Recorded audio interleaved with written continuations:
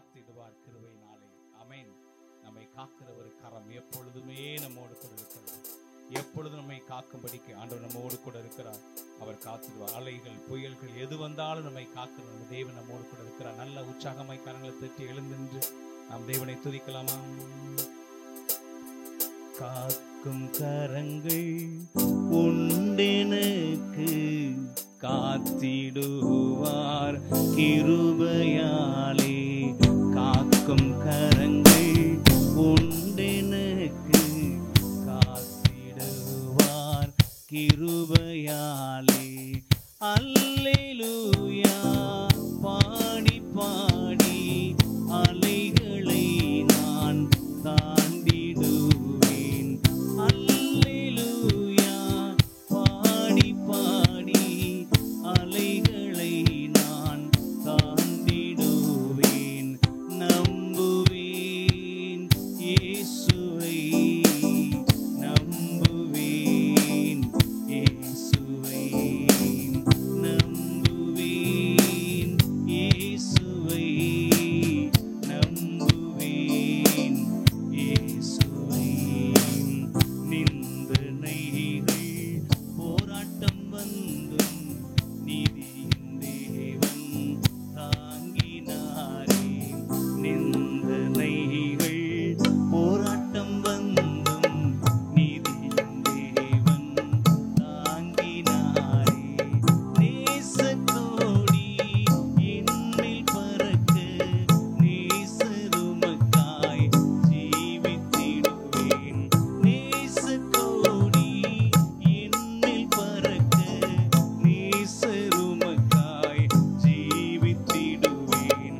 நம்புவேன் இயேசுவை, நம்புவேன் இயேசுவை, நம்புவேன் இயேசுவை, நம்புவேன் இயேசுவை. கண்மலைகள்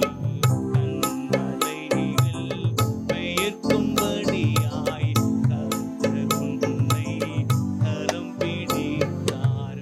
கண்மலைகள் பெயர்க்கும்படியாய் கர்த்தர் உன்னை கரம் பிடித்தார்.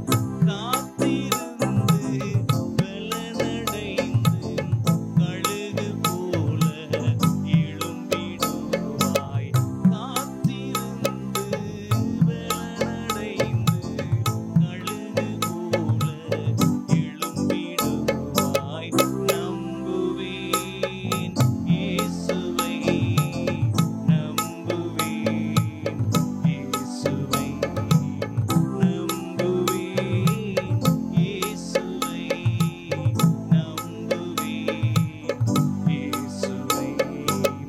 அத்திமரம் துளிர் விடாமல் ஆட்டு மந்தை முதலச்சாடும்.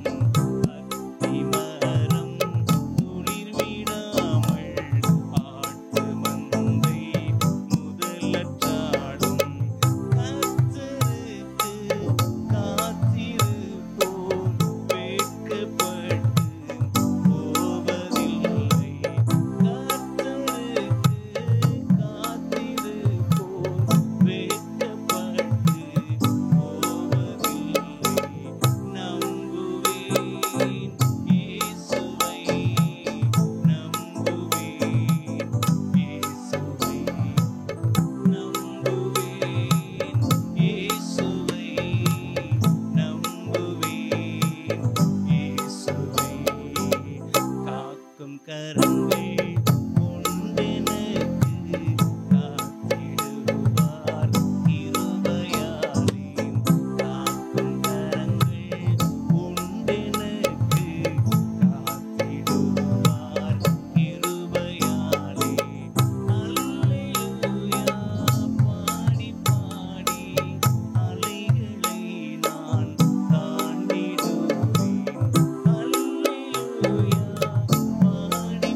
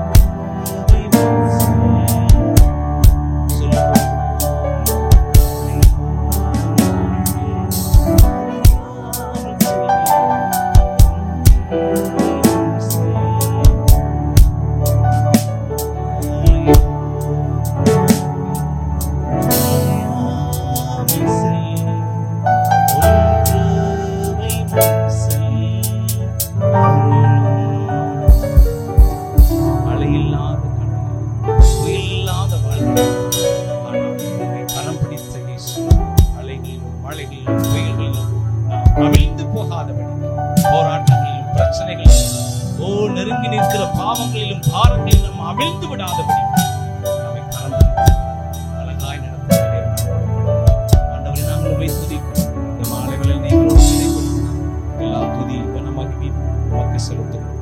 இயேசுவின் நாமத்தில் பிதாவே, ஆமென். Praise the Lord. தேவனுக்கு மகிமை உண்டாகட்டும். இந்த வேத பாடத்துக்கு வந்திருக்கிற உங்கள் ஒவ்வொருவரையும் இயேசுவின் நாமத்தில் வாழ்த்துகிறேன். கர்த்தர் நல்லவர். ஆமென். ரைட். தேவனுக்கு மகிமை உண்டாகட்டும். இதுவரைக்கும் 9 அதிகாரங்களை ரோமர் புத்தகத்திலிருந்து நம்ம படிச்சிருக்கிறோம். 9 அதிகாரங்களின் தலைப்பு என்ன அப்படின்றது திரும்பவும் ஒரு விஷயம் நம்ம பார்ப்போம். விசுவாச வாழ்வு. முதல் அதிகாரத்தில் விசுவாச வாழ்வை குறித்து படித்தோம். 2வது அதிகாரத்தில் தேவன் எவ்விதமாய் நியாயம் தீர்க்கிறார். 3வது அதிகாரத்தில் தேவனது மாறாமை, கர்த்தரது மாறாதமை, தேவனது உண்மையும் மனிதனது அவிசுவாசமும், மாறாத தன்மை, விசுவாச வாழ்வில் வளர்வது எப்படி என்பதை 4வது அதிகாரத்தில் படித்தோம். நீதிமானாக்கப்படுதலின் ஆசீர்வாதங்களை 5வது அதிகாரத்தில் பார்த்தோம். 6வது அதிகாரத்தில் பரிசுத்தத்திற்கான படிகளும் மற்றும் தடைகளும் பார்த்தோம். 7வது அதிகாரத்தில் தேவனுடைய நியாயப்பிரமாணம், அந்த நியாயப்பிரமாணம் நம்ம மரணத்துக்குள்ளாக்கினாலும் பரிசுத்த ஆவியானவரால் கிடைக்கும் வெற்றியை 8வது அதிகாரத்தில் பார்த்தோம். 9 முதல் 11 அதிகாரங்கள் இஸ்ரவேலை குறித்த காரியங்களை படிக்கிறோம் என்று சொன்னேன். அது 9வது அதிகாரம் தேவனது ஏகாதிபத்தியம் மனிதனது பொறுப்பும் என்கிற தலைப்பில் தேவனுடைய வார்த்தையை நம்ம படித்தோம். 9 மற்றும் 10 அதிகாரங்கள் சேர்த்து படிக்கிறது ரொம்ப நல்லது. 9 படிச்சுட்டு, ஏன்னா 9, 10, 11 3ஐயும் படிக்கிறது நல்லது. ஏன்னா 3மே இஸ்ரவேல் ஜனங்களை குறித்த காரியங்களை பற்றி பேசப்படுகிறது. 9வது அதிகாரத்தில் ஏன் சில யூதர்கள் மட்டும் ரட்சிக்கப்பட்டார்கள் அப்படின்றத பார்க்குறோம். தேவனது ஏகாதிபத்தியம், ஒரு சிலர் மட்டும் ரட்சிக்கப்படுறாங்க அப்படின்றத பார்த்தோம். 10வது அதிகாரத்தில் ஏன் அவர்கள் அவைகளை இழந்தார்கள். அநேக யூதர்கள், அநேக இஸ்ரவேலர்கள் ரட்சிப்பை இழந்தார்கள். ஏன் இழந்தாங்க அப்படின்றத பார்க்குறோம். சுவிசேஷ புத்தகத்தில் நம்ம வாசிக்கிறோம், இயேசு கிறிஸ்து சொந்தமானதில் வந்தால் சொந்தமானவர்கள் அவரை ஏற்றுக்கொள்ளவில்லை. யூதர்கள் இயேசுவை புறக்கணித்து சிலுவையில் அறைந்தார்கள். அவங்களுக்கு தான் முதலாக சுவிசேஷம் அறிவிக்கப்பட்டது. அவர்களுக்காக தான் இயேசு வந்தார். ஆனால் இவர்கள் இயேசுவை புறக்கணித்து சிலுவையில் அறைந்தார்கள். பிறகு பெந்தகோஸ்தே நாளில் கூட ஆவியானவர் மகிமையாய் சபைக்கு பொழிந்தருளப்பட்ட பிறகு கூட முதலாவது சுவிசேஷம் அறிவிக்கப்பட்டது யாருக்குன்னா யூதர்களுக்கு தான். அங்கே கூடி வந்திருந்த யூதர்களுக்கு தான் சுவிசேஷம் அறிவிக்கப்பட்டது. அப்பவும் முதல் வாய்ப்பு யூதர்களுக்கு தான். புறவினத்தாருக்கான அப்போஸ்தலனாக பவுல் நியமிக்கப்பட்டாலும் அவனும் முதலுடைய சுவிசேஷ பயணம் யூதர்களுக்கு தான். அவனும் முதல் பயணம் யூதர்களுக்கு தான். அதனால கர்த்தருக்கு ஸ்தோத்திரம். ஆபிரகாமுக்கு தேவன் கொடுத்த வாக்குத்தத்தம், பூமியில் உள்ள வம்சங்கள் எல்லாம் உனக்குள் ஆசீர்வதிக்கப்படும். அந்த வாக்குரைத்தபடியால் இஸ்ரவேலர் இந்த திட்டங்களில் இருந்து கொண்டே இருக்கிறார்கள். சுவிசேஷம் அறிவிக்கிறது முதலாவது யூதர்களுக்கு, அதாவது இஸ்ரவேலர்களுக்கு. இஸ்ரவேலர் பலமுறை தவினாலும் தேவன் தமது பரிசுத்த உடன்படிக்கையில் உண்மையாகவே இருக்கிறார். இந்த 10வது அதிகாரத்தில் யூதர்கள் தேவனது ரட்சிப்பை இழந்து விட்டதின் பல காரணங்களை காண்கிறோம். ஏன் அவங்க ரட்சிப்பை இழந்துட்டாங்க அப்படின்றதுக்கான காரணங்களை பார்க்குறோம். இந்த யூதர்கள் அல்லது இஸ்ரவேலர்களை கிறிஸ்தவர்களுக்கு அடையாளமாக ஒப்பிடுறேன். அதில் சொல்லியிருக்கு, இஸ்ரவேலர் எல்லாரும் இஸ்ரவேலர் அல்லவே. யூதர்கள் எல்லாரும் ஆபிரகாமின் பிள்ளைகள் அல்லவே. இப்படி சொல்றேன், கிறிஸ்தவ குடும்பத்தில் பிறந்தவர்கள் எல்லாரும் கிறிஸ்தவர்கள் அல்லவே. அதனால இந்த இஸ்ரவேலர் ரட்சிக்கப்படாம இருக்கிறதும் கிறிஸ்தவர்கள் ரட்சிக்கப்படாம இருக்கிறதும் அப்படியே ஒப்புமைப்படுத்தி பார்த்தா சரியாக இருக்கும். கர்த்தருக்கு ஸ்தோத்திரம். அதனால ஆலயத்துக்கு போறவங்க எல்லாம் கிறிஸ்தவங்க அல்லவே.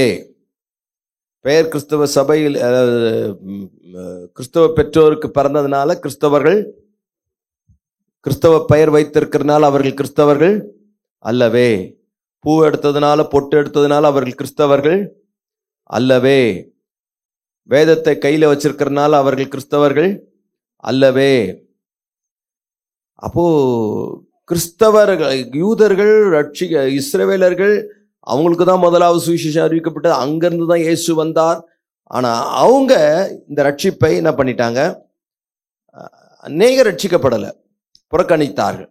ஏன் அவங்க ரட்சிக்கப்படலை அப்படின்றது தான் இந்த 10வது அதிகாரத்தில் நம்ம பார்க்கிறோம். எல்லா கிறிஸ்தவர்களும் ரட்சிக்கப்பட்டவர்கள் அல்ல.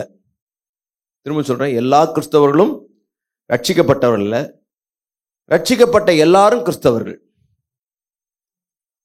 ஆமென். முதல்ல குழம்புது. எல்லா கிறிஸ்தவர்களும் ரட்சிக்கப்பட்டவர்கள் அல்ல, ஆனா ரட்சிக்கப்பட்ட எல்லாரும் கிறிஸ்தவர்கள். கர்த்தருக்கு ஸ்தோத்திரம். இதுல ரட்சிக்கப்படாத கிறிஸ்தவர்கள் அப்படின்றத இந்த 10வது அதிகாரத்தில் பார்க்கிறோம். ரட்சிப்படையாத கிறிஸ்தவர்கள், ஏன் இவங்க ரட்சிக்கப்படலை அப்படின்றத ஒரு 7 காரணங்களை இந்த இடத்துல நம்ம 10வது அதிகாரத்தில் பார்க்கிறோம். ரட்சிப்படையாத கிறிஸ்தவர்கள். கர்த்தருக்கு ஸ்தோத்திரம். முதல் ரீசன் என்ன அப்படின்னா, ஏன் அவங்க ரட்சிக்கப்படலை அப்படின்றதுக்கு 7 காரணங்கள்ல இன்னைக்கு கர்த்தருக்கு சுத்தமான 3 காரணங்களை பார்க்கலாம். 10வது அதிகாரத்தின் ரோமருக்கு எழுதின நிருபம் 10வது அதிகாரம் அதனுடைய 2வது வசனம். தேவனை பற்றி அவர்களுக்கு வைராக்கியம் உண்டென்று, தேவனை பற்றி அவர்களுக்கு வைராக்கியம் உண்டென்று அவர்களை குறித்து சாட்சி சொல்லுகிறேன். அவர்களை குறித்து சாட்சி சொல்லுகிறேன். ஆகிலும் அது அறிவுக்கேற்ற வைராக்கியம் அல்ல. ஆகிலும் அது என்ன வைராக்கியம் அல்ல? அறிவுக்கேற்ற வைராக்கியம் அல்ல. முதலாவது, ஏன் இவங்க ரட்சிக்கப்படலன்னா அறிவுக்கேற்ற அறிவற்ற வைராக்கியம் இருக்கு இவங்களுக்கு. அறிவுக்கேற்றார் போல வைராக்கியம் இல்லை. வைராக்கியம் எப்பவுமே நல்லதுதான். இக்னோரன்ஸ் ஜீல் அவங்களுக்கு இருக்குது, அறிவற்ற வைராக்கியம் இருக்குது. வைராக்கியம் நல்லதா கெட்டதான்னா கலாத்தியர் 4:18 சொல்லுகிறது, நல்ல விஷயத்துல வைராக்கியம் பாராட்டுகிறது நல்லதுதான். நல்ல விஷயத்துல வைராக்கியம் பாராட்டுகிறது நல்லதுதான். சுவிசேஷம் அறிவிப்பேன் அப்படி நான் வைராக்கியம் பாராட்டுறேன், அது நல்லது. ஜெபம் பண்ணுவேன், என்னை ஆசீர்வதித்தால் ஒழிய போக விட மாட்டேன், யாக்கோபு வைராக்கியமா ஜெபம் பண்ணாரு, அது நல்லது. சுவிசேஷம் அறிவிப்பேன். ஆவியில வைராக்கியம் அடைந்து பவுல் அத்தேனே பட்டணத்துல சுவிசேஷம் அறிவித்தார். இப்படி சில நல்ல வைராக்கியங்கள் இருக்கு. அதே போல வீண் வைராக்கியம், மாம்சத்தின் கிரியையில ஒண்ணு கூட என்னதான் வைராக்கியங்கள், அது வீண் வைராக்கியம். செத்தாலும் வீட்டுக்கு வரமாட்டேன், உங்களோட நான் பேசவே மாட்டேன் அப்படின்னு சொல்லி சில வீண் வைராக்கியங்கள் இருக்கிறது. அப்படிப்பட்ட வீண் வைராக்கியங்கள் எல்லாம் வேஸ்ட். இங்க பவுல் சொல்லுகிறது அறிவற்ற வைராக்கியம் இவங்களுக்கு இருக்கான். இவங்களுக்கு அறிவு இருக்கு, தேவனை குறித்த வைராக்கியம் இருக்கு, ஆனா அந்த வைராக்கியத்தை தப்பா யூஸ் பண்றது இவங்களை ரட்சிக்கப்படாம வைக்குது. ஏசாயா தீர்க்கதரிசியின் புஸ்தகம் 1 அதிகாரம் 2 முதல் 4 வரையிலான வசனங்களை. வானங்களே கேளுங்கள், வானங்களே கேளுங்கள், பூமியே செவி கொடு, பூமியே செவி கொடு, கர்த்தர் பேசுகிறார், கர்த்தர் பேசுகிறார். நான் பிள்ளைகளை வளர்த்து ஆதரித்தேன், நான் பிள்ளைகளை வளர்த்து ஆதரித்தேன். அவர்களோ எனக்கு விரோதமாய் கலகம் பண்ணினார்கள், அவர்களோ எனக்கு விரோதமாக கலகம் பண்ணினார்கள். மாடு தன் எஜமானையும், மாடு தன் எஜமானையும், கழுதை தன் ஆண்டவனின் முன்னணையையும் அறியும், கழுதை தன் ஆடுகளின் முன்னணியும் அறியும். இஸ்ரவேலோ அறிவில்லாமலும் என் ஜனம் உணர்வில்லாமலும் இருக்கிறது என்கிறார். இஸ்ரவேலோ அறிவில்லாமலும் என் ஜனம் உணர்வில்லாமலும் இருக்கிறது என்கிறார். ஐயோ பாவமுள்ள ஜாதியும், ஐயோ பாவமுள்ள ஜாதியும், அக்கிரமத்தால் பாரம் சுமந்த ஜனமும், பொல்லாதவர்களின் சந்ததியும், கேடு உண்டாக்குகிற புத்திரருமாய் இருக்கிறார்கள். கர்த்தரை விட்டு இஸ்ரவேலின் பரிசுத்தருக்கு கோபம் உண்டாக்கி பின்வாங்கி போனார்கள். ஆமா, பின்வாங்கி போனார்கள். கர்த்தருக்கு ஸ்தோத்திரம். இவர்களுக்கு தேவனை, மாடு தன் எஜமானையும் கழுதை தன் முன்னணி, ஆனா தேவனை இவங்க என்ன பண்ணல, அறியல. ஆனா இவங்க பாவத்தை செய்யறாங்க. தேவன் அறிந்தவர்கள் தான் பாவத்தை செய்யறாங்க, அக்கிரமங்க செய்யறாங்க, பாரம் சுமந்துக்கிறாங்க, கேடு உண்டாக்குகிற புத்திரராக கர்த்தரை விட்டு இஸ்ரவேலின் தேவனை விட்டு பின்வாங்கி போனார்கள். எப்படி போனாங்க? 11வது அதிகாரத்திலிருந்து பார்த்தீங்கன்னா 11வது வசனத்திலிருந்து, முதல் அதிகாரம் 11லிருந்து, உங்கள் பலிகளின் திரள் எனக்கு என்னத்துக்கு என்று கர்த்தர் சொல்லுகிறார். உங்கள் பலிகளின் திரள், அவங்க பலி செலுத்துறாங்க. இவங்களுக்கு தேவனை குறித்த வைராக்கியம், அந்த பலிகளில் இருக்கிற ஆர்வம் தேவனை குறித்த காரியத்துல இல்ல. பலி திரளா செலுத்துறாங்க. ஆட்டுக்கடாக்களின் தகன பலிகளும், ஆட்டுக்கடாக்களின் தகன பலி செலுத்துறாங்க. கொழுத்த மிருகங்களின் நினமும் எனக்கு அரோசிகமா இருக்கு. கொழுத்த மிருகங்களின் நினமும் எனக்கு என்னவா இருக்கு? அரோசிகமா இருக்கு. எனக்கு வெறுப்பா இருக்கு. காளைகள் ஆட்டுக்குட்டிகள் கடாக்களுடைய ரத்தத்தின் மேல் எனக்கு நீங்க காளைகளை வெட்டுறீங்க, கடாக்களை வெட்டுறீங்க, ஆட்டுக்குட்டியை வெட்டுறீங்க, அந்த ரத்தத்துல எனக்கு பிரியமே இல்ல. நீங்கள் என் சந்நிதியில் வரும்போது என் பிரகாரங்களை இப்படி மிதிக்க வேண்டும் என்று உங்களிடத்தில் கேட்டது யார்? என் பிரகாரங்களை இப்படிதான் மிதிக்கணும், பலி செலுத்துற முறைமையெல்லாம் கரெக்டா ஃபாலோ பண்றோம் என்று சொன்னது யார்? இனி வீண் காணிக்கைகளை கொண்டு வர, கரெக்டா காணிக்கையான கரெக்டா கொண்டு தர்றான். தூபம் காட்டுதல் எனக்கு அருவருப்பா இருக்கு. நீங்கள் அக்கிரமத்தோட ஆசரிக்கிற மாத பரப்பு, ஐயோ மாத பரப்புனா கரெக்டா அதை ஆசரிக்கிறீங்க. ஓய்வு நாள் கரெக்டா ஆசரிக்கிறீங்க. சபை கூட்டத்தை கரெக்டா ஆசரிக்கிறீங்க. நான் இனி சகிக்க மாட்டேன். உங்கள் மாத பிறப்புகளையும் உங்கள் பண்டிகைகளையும் ஆத்துமா வெறுக்கிறது. இஸ்ரவேல் ஜனங்களுக்கு லேவியராகிய 23வது அதிகாரத்துல வாசித்தீங்கன்னா 7 பண்டிகைகள் இருக்கும். அந்த பண்டிகைகளையும் என் ஆத்துமா கரெக்டா பண்டிகை கொண்டாடுற, கரெக்டா ஆசாரிப்பு பண்ற, இதெல்லாம் வெறுக்கிறது. அவைகள் எனக்கு வருத்தமா இருக்கு. அவைகளை சுமந்து இளைத்து போன. நீ தோத்திர பலி தோத்திரம் தோத்திரம் தோத்திரம் சொல்லி சொல்லி சொல்லி சொல்லி எனக்கு ரொம்ப கஷ்டமாயிடுச்சு. நீங்கள் உங்கள் கைகளை விரித்தாலும் என் கண்களை உங்களை விட்டு மறைக்கிறேன். என் கண்களை உங்களை விட்டு மறைக்கிறேன். நீங்கள் மிகுதியை ஜெபம் பண்ணினாலும் கேளேன். நீங்க ரொம்பவே ஜெபம் பண்றீங்க, ஆனா கூட நான் கேட்க மாட்டேன்றாரு. உங்கள் கைகள் ரத்தத்தினால் ஏன் அப்படின்னா உங்க கைகள் ரத்தத்தினால் நிறைந்திருக்கிறது. உங்களை கழுவி சுத்திகரிங்க. உங்கள் கிரியைகளின்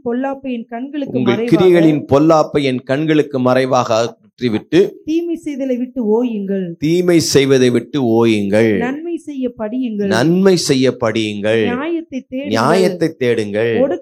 ஒடுக்கப்பட்டவனை ஆதரித்து திக்கற்ற பிள்ளையின் நியாயத்தையும் விதவையின் வழக்கையும் விசாரியுங்கள். இதெல்லாம் செய்யல. ஆனா என்னெல்லாம் செய்யறாங்க? மாதப்பிறப்பு, ஓய்வு நாள், சடங்காச்சாரம், அந்த காரியங்கள் எல்லாம் கர்த்தருக்கு சோத்திர பலி, ஜபம், தூபம், கடாக்கள், ரத்தம், இதெல்லாம் கர்த்தருக்கு பிரியமா இருக்குமானா? ஆஹா, இவங்களுக்கு அந்த பலிகளை குறித்த அறிவுலாம் தெளிவா இருக்கு. தேவன் எதை விரும்புகிறார் அப்படின்றத அதுல வைராக்கியம் காட்டல. கரெக்டா மாதப்பிறப்ப அனுசரிக்கிறாங்க, கரெக்டா அந்த ஓய்வு நாள் பண்டிகை வந்துடுறாங்க, கரெக்டா சர்ச்சு சபை கூடுதலை விட்டுற மாட்டாங்க. எங்க இருந்தாலும் இந்த 7 பண்டிகை சிறப்பா கொண்டாடுறாங்க. ஆனா கர்த்தர் விரும்புகிற அந்த பரிசுத்தம், கையை சுத்தமா இல்ல, நியாயத்தை தேடல, இரக்கம் செய்யல, இதெல்லாம் செய்யாம மற்ற காரியங்களை செய்யறதுனால இவங்களுக்கு வைராக்கியம், இதெல்லாம் வைராக்கியத்தின் பேரில் தான் செய்யறாங்க. ஒண்ணு விடாம ஒருத்தர் வைராக்கியம் என்ன? எடுத்த காரியத்துல பின்வாங்காம தொடர்ந்து உறுதியா நிக்கிறதுக்கு பேர் தான் இவங்க கரெக்டா அப்படியே செய்யறாங்க. ஆனா தேவன் விரும்புகிற அந்த ஒப்புரவாகுதல், மனம் திரும்புதல், பாவ காரியங்களை விடுதல், அதுல இவங்களுக்கு என்ன இல்லை. இதெல்லாம் என்னதுன்னா அறிவற்ற வைராக்கியம். தேவனுக்காக நாங்கள் எவ்வளவு வைராக்கியமா இருக்கோம் பாத்தியா, எவ்வளவு பலி செலுத்துறோம் பாத்தியா, கரெக்டா பண்டிகை கொண்டாடுவோம், கரெக்டா ஞாயிற்றுக்கிழமை நாங்கள் சர்ச்சுக்கு வந்துடும். இது ஞாயிற்றுக்கிழமை விசுவாசி. சண்டே ஞாயிற்றுக்கிழமைகளில் நம்ம ஆராதிக்கலாம், ஆனா ஞாயிற்றுக்கிழமை ஆராதிக்க கூடாது. அப்படி ஞாயிற்றுக்கிழமையை ஆராதிக்கிறவங்களா நம்ம இருந்தோம் அப்படின்னா, ஏன் ஆராதிக்கிறோன்னு தெரியாம எதுக்கா ஞாயிற்றுக்கிழமைனா சர்ச்சுக்கு வாசல்ல வந்து விழுந்துடணும். இன்னைக்கு நிறைய கிறிஸ்தவர்கள், அதுவும் பொதுவாகவே சொல்றேன், இந்த மெயின்லைன் சர்ச்சை விட பெயர் கிறிஸ்தவ சபையில எல்லாரும் அட்டெண்டன்ஸ் கொடுப்பாங்க. ஞாயிற்றுக்கிழமை வேணாம், எல்லாரும் அட்டெண்டன்ஸ் இருக்கும். எந்த சபையை நான் குறைச்சி சொல்லலை. ஏன்னா அவங்களுக்குள்ளார ஞாயிற்றுக்கிழமைனா ஒரு டிசிப்ளின் இருக்கும். என்னன்னு, ஞாயிற்றுக்கிழமை சர்ச்சுக்கு போகணும், ஞாயிற்றுக்கிழமை சர்ச். இது நல்லதா கெட்டதா? நல்ல வைராகி. ஆனா எதை விட்டுட்டுன்னா, தேவன் விரும்புகிற காரியங்களை செய்து தேவனோடு உறவு கொள்வதற்காக தான் நம்ம அங்க போறோம். தேவனோட பேச்சுவார்த்தை இல்லை, ஆனா அட்டெண்டன்ஸ் போட்டு போயிடுறது. இதுதான் அறிவற்ற வைராக்கியம், இக்னரன்ஸில். இந்த அறிவற்ற வைராக்கியத்தை தேவன் வெறுக்கிறார். இதுதான் அவங்க முழுமையான ரட்சிப்புக்குள்ள வர்றதுக்கு அவங்க பண்டிகை, ஆசாரியங்கள், காரியங்கள் எல்லாவற்றையும் தான் முன்னிறுத்த விரும்புறாங்க. இல்லையா? தேவனுடைய இருதயத்தை புரிஞ்சுக்கல. இதை தான் ஓசியாவில் நம்ம படிக்கிறோம். ஓசியாவின் புஸ்தகம் 4வது அதிகாரம் முதல் வசனம் மற்றும் 6வது வசனம். இஸ்ரவேல் புத்திரரே, கர்த்தருடைய வார்த்தையை கேளுங்கள். தேசத்து குடிகளுடைய கர்த்தருக்கு வழக்கு இருக்கிறது. தேசத்தின் குடிகளோட கர்த்தருக்கு வழக்கு இருக்கிறது. அது ஏனென்றால் தேசத்திலே உண்மையும் இல்லை, தேசத்துல உண்மையும் இல்லை, இரக்கமும் இல்லை, இலக்கமும் இல்லை, தேவனை பற்றிய அறிவும் இல்லை, தேவனை பற்றிய அறிவும் இல்லை. என் ஜனங்கள் 6வது வசனம், என் ஜனங்கள் அறிவில்லாமையினால் சங்காரமாகிறார்கள். அறிவில்லாதனால என்ன ஆகுறாங்க? சங்காரமாகறாங்க. நீ அறிவை வெறுத்தாய், ஆகையால் நீ என் ஆசாரியனாய் இராதபடிக்கு நானும் உன்னை வெறுத்து விடுவேன். அறிவில்லாத வைராக்கியம், அறிவற்ற வைராக்கியம் தான். என் அறிவை நீ வெறுத்தாய், நானும் நீ என் ஆசாரியனாய் இராதபடிக்கு நானும் உன்னை என்ன பண்ணிட்டேன்? வெறுத்து விடுவேன். நீ உன் தேவனுடைய வேதத்தை மறந்தாய், நானும் மறந்து விடுவேன். அப்ப தேவன் என்ன எதிர்பார்க்கிறான்னு 6வது அதிகாரத்தை சொல்றாரு பாருங்க. 6வது வசனம் 7வது வசனம். 6வது அதிகாரம். பலியை அல்ல இரக்கத்தையும் கர்த்தர் சொல்றார். பலியை அல்ல இரக்கத்தை விரும்புகிறேன். தகன பலிகளை பார்க்கிலும் தேவனை அறிகிற அறிவையும் விரும்புகிறேன். தேவனை அறிகிற அறிவையும் விரும்புகிறேன்.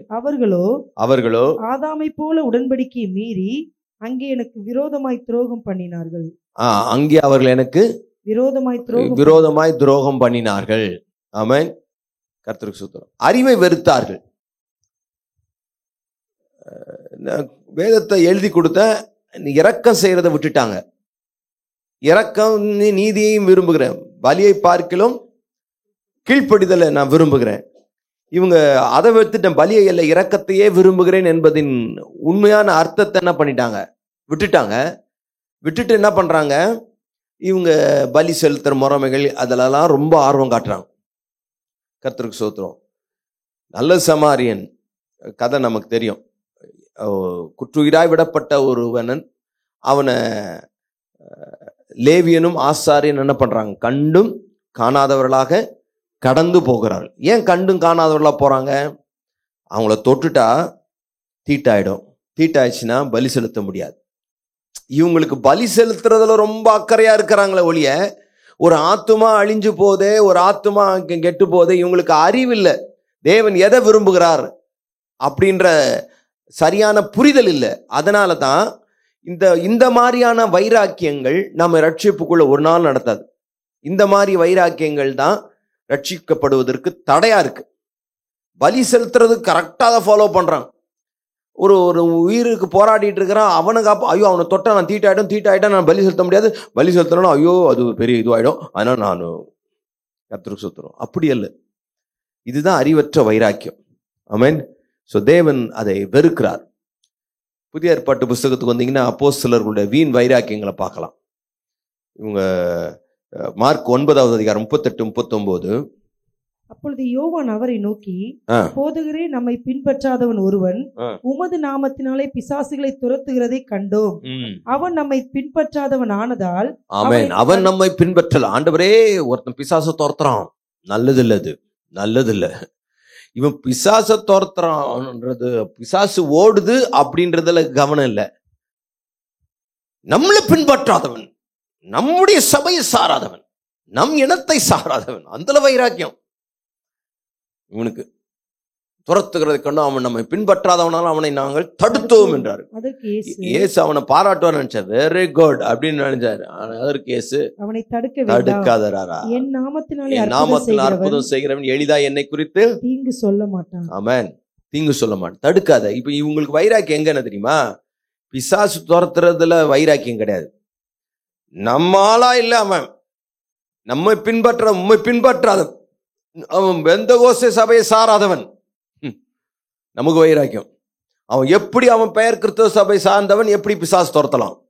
இவங்களுக்கு இந்த வைராக்கியம். கவனிங்க, இதெல்லாம் அறிவற்ற வைராக்கியம். இன்னொரு முறை லூக்கா 9வது அதிகாரம் 53-56 வரைக்கும் வாசிச்சீங்கன்னா, அவர் எருசலேமுக்கு போக நோக்கமாய் இருந்தபடியினால் எருசலேமுக்கு போக நோக்கமா இருந்தபடினால் அவ்வூரார் அவரை ஏற்றுக்கொள்ளவில்லை. அவ்வூரார் அவரை ஏற்றுக்கொள்ளவில்லை. அவருடைய சீசராகிய யாக்கோபும் யோவானும் அவருடைய சீஷராகிய யாக்கோபும் யோவானும் அதை கண்டபோது அதை பார்த்தபோது, ஆண்டவரே எலியா செய்தது போல ஆண்டவரே எலியா செய்தது போல வானத்திலிருந்து அக்கினி இறங்கி இவர்களை அழிக்கும்படி வானத்திலிருந்து அக்கினி இறங்கி இவர்களை அழிக்கும்படி நாங்கள் கட்டளையிட உமக்கு சித்தமா என்று கேட்டார்கள். நாங்கள் அக்கினியை இறக்கி ஏத்துக்க மாட்டேன், என் சுவிசேஷம் சொல்ல வந்தேன், உனக்கு ரட்சிப்பின் செய்தியை சொல்ல வந்தேன், ஏத்துக்க மாட்டியா, நீ அழிச்சிருவேன் அப்படின்னு இவனுக்கு இந்த சுவிசேஷம் சொல்றதுல வைராக்கியம் அது ஏத்துக்கணும் அப்படின்றதுதான் இருக்குதே ஒழிய அவன் ஏற்றுக்கொள்ளாதவனுடைய நிலையில இருந்து பார்க்க தெரியல. அதனால அக்கினியை இறக்கி அழிச்சிடலாமா அப்படின்னு கேட்கறான். நல்லவேளை கேட்டான். அவ திரும்பி பார்த்து, நீங்கள் இன்ன ஆவி உள்ளவர்கள் என்பதை அறியீர்கள் என்று அதட்டி, ஆமென், மனுஷகுமாரன் மனுஷனுடைய ஜீவனை அழிக்கிறதற்கு அல்ல ரட்சிக்கிறதற்கே வந்தார், ரட்சிக்கிறதற்கே வந்தார். அப்போ இதெல்லாம் தான் அறிவற்ற வைராக்கியம். ஒருத்தர் ரட்சிக்கப்படுவதற்கு நம்மாலான எல்லா காரியங்களும் நம்ம செய்யணும். ஏற்றுக்கொள்ளனா காலில் இருக்கிற தூசியை தட்டி விட்டு வந்துடணும். வானத்திலிருந்து அக்கினி இறக்கி அழிச்சிருவேன், இல்லாம பண்ணிடுவேன், அப்படி பண்ணுவேன், இதெல்லாம் தேவனுக்காக காட்டுற வைராக்கியம் இல்லை. கர்த்தருக்கு ஸ்தோத்திரம். பழைய ஏற்பாட்டில் இன்னும் ஒரு சுவாரஸ்யமான சம்பவம். என்னாகும் 11 மோசேக்கு அடுத்த தலைமையில் இருக்கிற யோசுவா, அவரோட வீண் வைராக்கியம் பாருங்க.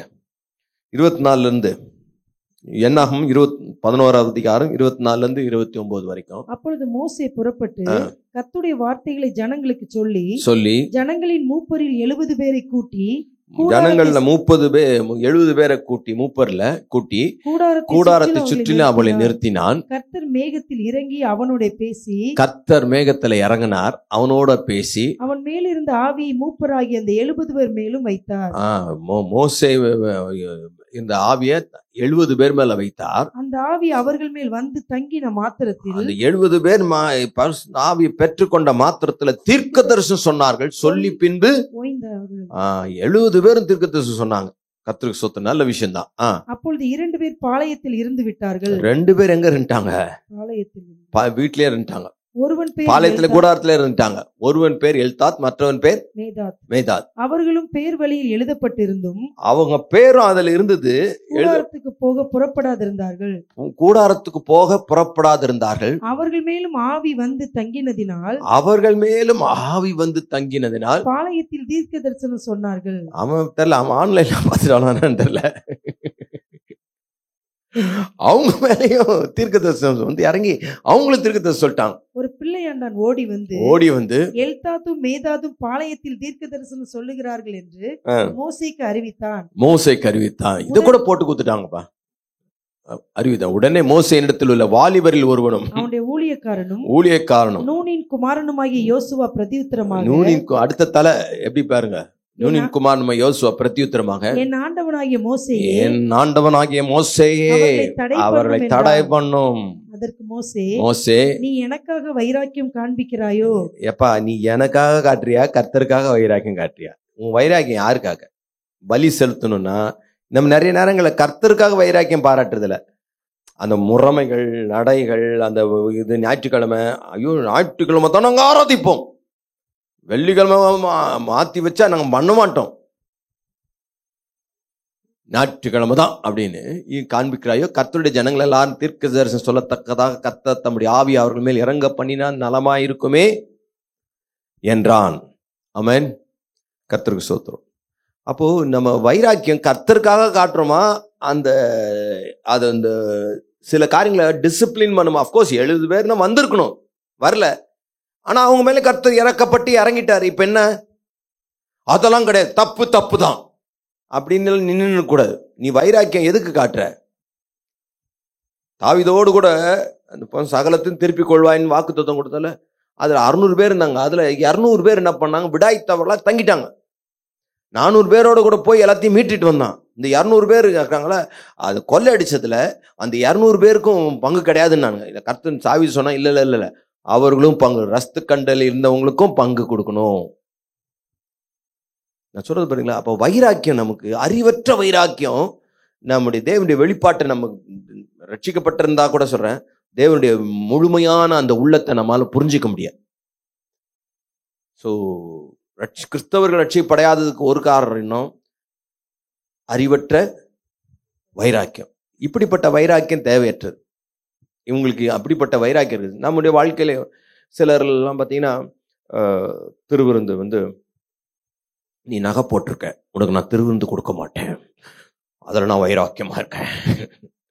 நீ மருந்து சாப்பிட்டுட்ட, உனக்கு நான் திருவிருந்து கொடுக்க மாட்டேன். இதுல எப்பா நான் தாலி எடுத்து கொடுக்க மாட்டேன், ஆனா காணிக்க மட்டும் வாங்கிக்குவாரு. என்ன வைராக்கியம்! இதனால கிறிஸ்தவத்துல பாத்தீங்கன்னா நிறைய பேர் உள்ள வர்றதுக்கு தடையா இருக்கு, ரட்சிப்படையாததுக்கு தடையா இருக்கு. தேவையில்லாத வைராக்கியம், வீண் வைராக்கியம். அப்போ இப்படிப்பட்ட வைராக்கியங்கள் நம்ம என்ன பண்ணணும்? அறிவற்ற வைராக்கியம் தேவையற்றது. ஆமென். இந்த இடத்துல தான் நாங்கள் ஆராதிப்போம். புறவினத்தார் போராடிட்டு இருக்காங்க இடத்துக்காக. பாபரா ராமரா போராடுறாங்க அவங்க. பட் ஆண்டவர் சொன்னார், எல்லா இடத்துலையும் தொழுது கொள்ளலாம், நமக்கு இடம் பிரச்சனை இல்லை. ஆமென். இல்லை இல்லை, நாங்கள் இங்கே தான் ஆராதிச்சோம், நாங்கள் இங்கே தான் ஆராதிச்சோம், இங்கே தான் ஆராதிப்போம் அப்படின்னு நமக்கு பிரச்சனையே கிடையாது. எங்கே ஆராதிக்க விட்டாலும் ஆராதிப்போம். அல்லேலூயா. எங்கும் கர்த்தரை தொழுது கொள்ளலாம். நீங்கள் என்ன ஒரு சில சொன்னாங்க, ஜஸ்டின் பிரபாகரன் காலத்தில் தியேட்டரில் அவர் ஆராதிக்கிறார், சபை கெட்டு போயிடுச்சுன்னாங்க. அப்போ என்ன சொல்ல வரேன், அவங்க வைராக்கியம் பாருங்க. கர்த்தருடைய ஆலயம் அப்படின்னா அதுதான் ஆலயம், நாம் தான் ஆலயன்றது தெரியாம போய் கட்டடத்துக்கு முக்கியத்துவம் கொடுத்து அப்படிப்பட்ட ஆராதனைகளும் ஒரு காலத்துல இருந்தது. அறிவற்ற வைராக்கியம். அதனால அநேகர் ரட்சிப்புக்குள் கொண்டு வர முடியல.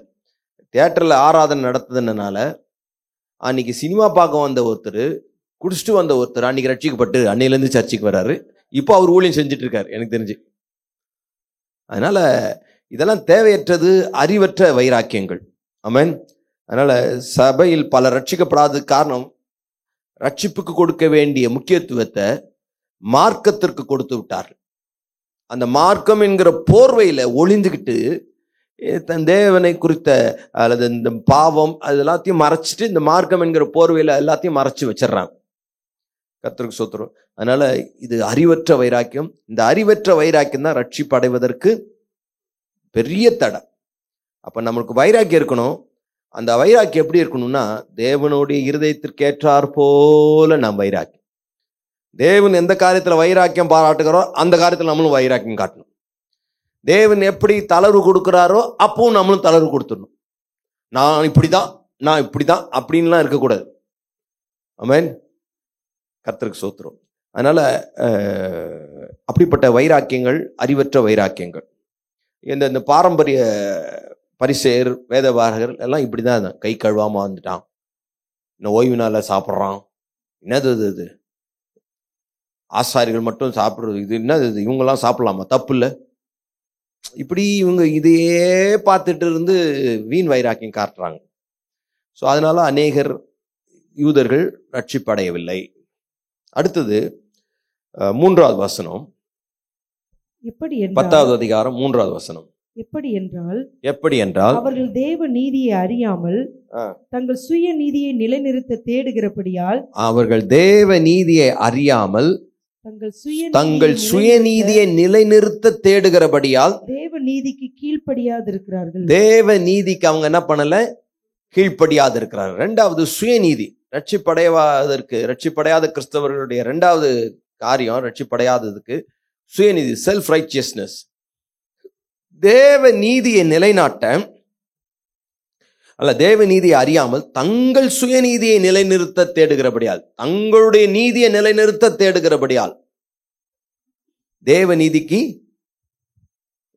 ஏன்னா 1வது வசனத்துல இஸ்ரவேல் ரட்சிக்கப்பட வேண்டும் என்பதை இருதயத்தின் விருப்பம், நான் தேவனை நோக்கி செய்ய வேண்டுதலுமா இருக்கிறான்னு இஸ்ரவேலர் குறித்து தான் பவுல் எழுதுகிறார். தங்கள் சுயநீதியை நிலைநிறுத்த தேவனை தேடுறாங்க. அதனாலதான் தேவ நீதிக்கு என்ன பண்ண மாட்டாங்க, இவங்க கீழ்ப்படியாது இருக்கிறாங்க. நம்முடைய கவனிக்க, ரட்சிப்பு தேவனுடைய கிருபை, இலவசம். சுயநீதியினால் ரட்சிப்பை அடைய முடியாது. பலமுறை சொல்லியிருக்கிறோம். ரோமர்ல அதுதான் திரும்ப திரும்ப படிக்கிறோம். இந்த இடத்துல நம்ம அதை சொல்ல வேண்டிய அவசியம் இருக்கு. லூக்கா 18வது அதிகாரத்துல 9ல இருந்து 14 வரைக்கும் வாசிச்சீங்கன்னா 2 பேர் தேவாலயத்துக்கு போறாங்க. அன்றியும் தங்களை நீதிமான்கள் என்று நம்பி மற்றவர்களை அற்பமாய் எண்ணினவர் சிலரை குறித்து அவர் ஒரு ஓமையை சொன்னார். 2 மனுஷர் ஜெபம் பண்ணும்படி தேவாலயத்துக்கு போனார்கள். ஒருவன் பரிசேயன், மற்றவன் ஆயக்காரன். பரிசேயன் நின்று, தேவனே, நான் பரிகாரர், அநியாயக்காரர், விபச்சாரக்காரர் ஆகிய மற்ற மனுஷரை போலவும் இந்த ஆயக்காரனை போலவும் இராததினால் உம்மை ஸ்தோத்தரிக்கிறேன். வாரத்தில் 2 தரம் உபவாசிக்கிறேன். வாரத்துல 2 தரம் உபவாசிக்கிறேன். அவன் சொல்றான், அவன் சுயநீதியெல்லாம் சொல்றான். வாரத்துல 2 தரம் உபவாசிக்கிறேன். என் சம்பாத்தியத்தில் எல்லாம் தசமபாகம் கொடுக்கிறேன் என்று தனக்குள்ளே ஜெபம் பண்ணினான். எனக்கு என்று தனக்குள்ளே ஜெபம் பண்ணினான். பரிசேயனவன், வேதத்தை படிச்சவன், தசமபாகம் கொடுக்கிறேன்றான். சுயநீதி, உபவாசம் இருக்கிறேன்றான். அடுத்தது அந்த ஆயக்காரனோட கம்பேர் பண்ணி தூரத்துல நின்று, ஆயக்காரன் தூரத்துல இந்த ஆயக்காரனை போல் இல்லாதனால், அந்த ஆயக்காரனை போல கெட்ட பழக்கங்கள் எதுவுமே இல்லாததுனால சோத்தரிக்கிறேன். ஆயக்காரனோ தூரத்துல நின்று என்ன சொல்றான்? தன் கண்களை வானத்துக்கு ஏறெடுக்க துணியாமல் தன் மார்பிலை அடித்துக்கொண்டு, தேவனே, பாவியாகி என்மேல் கிருபையாயிரும் என்றான். பாவியாகி என்மேல் கிருபையாயிரும் என்றான். அவன் அல்ல, இவனே நீதிமானாக்கப்பட்டவனாய். அவன் அல்ல, இவனே. அப்போ கர்த்தர் யார் பக்கத்துல நிக்கிறாரு? ஆயக்காரன். அவன் அல்லன்னா அவன் தூரத்தில் நிக்கிறான்னு அர்த்தம். இவன்னா இங்க இருக்கிறார் கர்த்தர். அப்போ கர்த்தர் சுயநீதியை பெருமை பாராட்டுற பக்கத்துல இருக்கிறதே கிடையாது. சுயநீதியினால் நாம் எதையும் நாம நிலைநாட்டவே முடியாது. அவன் என்ன சொல்றான்? நான் இது பண்றேன், அதை பண்றேன். அவனோ வானத்துக்கு கண்களை ஏறெடுக்க துணியாமல் தன்னுடைய அபாத்திரத்தன்மையை உணர்ந்தவனாய், தகுதியே இல்லை அப்படின்றத உணர்ந்தவனாய், என் மேல இரக்கமாயிருன்றான். அப்போ இவன் தான் என்ன பண்ணாக்கப்பட்டான்? நீதிமானாக்கப்பட்டு போனான். அப்போ இவன் தன்னை நீதிமான் நினைச்சிட்டு இருக்கான். எதனால தன்னை நீதிமான் நினைச்சிட்டு இருக்கிறான்? தன் சுய கிரியைகள், சுய நீதி. நான் பார் தசமம் கரெக்டா கொடுக்குறேன், நான் பார் சர்ச்சுக்கு ஒழுங்கா வரேன், நான் பார் வேதத்தை கரெக்டா படிச்சிடுறேன், நான் பார் எந்த சிகரெட்ல பிடிக்க மாட்டேன், தண்ணி அடிக்க மாட்டேன், சினிமா பார்க்க மாட்டேன், எந்த கெட்ட பழக்கம் என்கிட்ட இல்லை, பார் நான் இப்படி இருக்கிறேன், பார் என்னுடைய சுயநீதி பத்தியா இப்படி இருக்கு, அதனால நான் ரட்சிக்கப்பட்டுட்டேன், அதனால நான் நீதிமான்னு சொன்னா கர்த்தருக்கு சோத்திரம். அப்போ இயேசு சிலுவையில செஞ்ச காரியத்துக்கு ஒண்ணுமே பிரயோஜனம் இல்லையே. கர்த்தருக்கு சோத்திரம். நம்முடைய நீதி ஏசாயா 64:6 எங்கள் நீதி எல்லாம் அழுக்கான கந்த.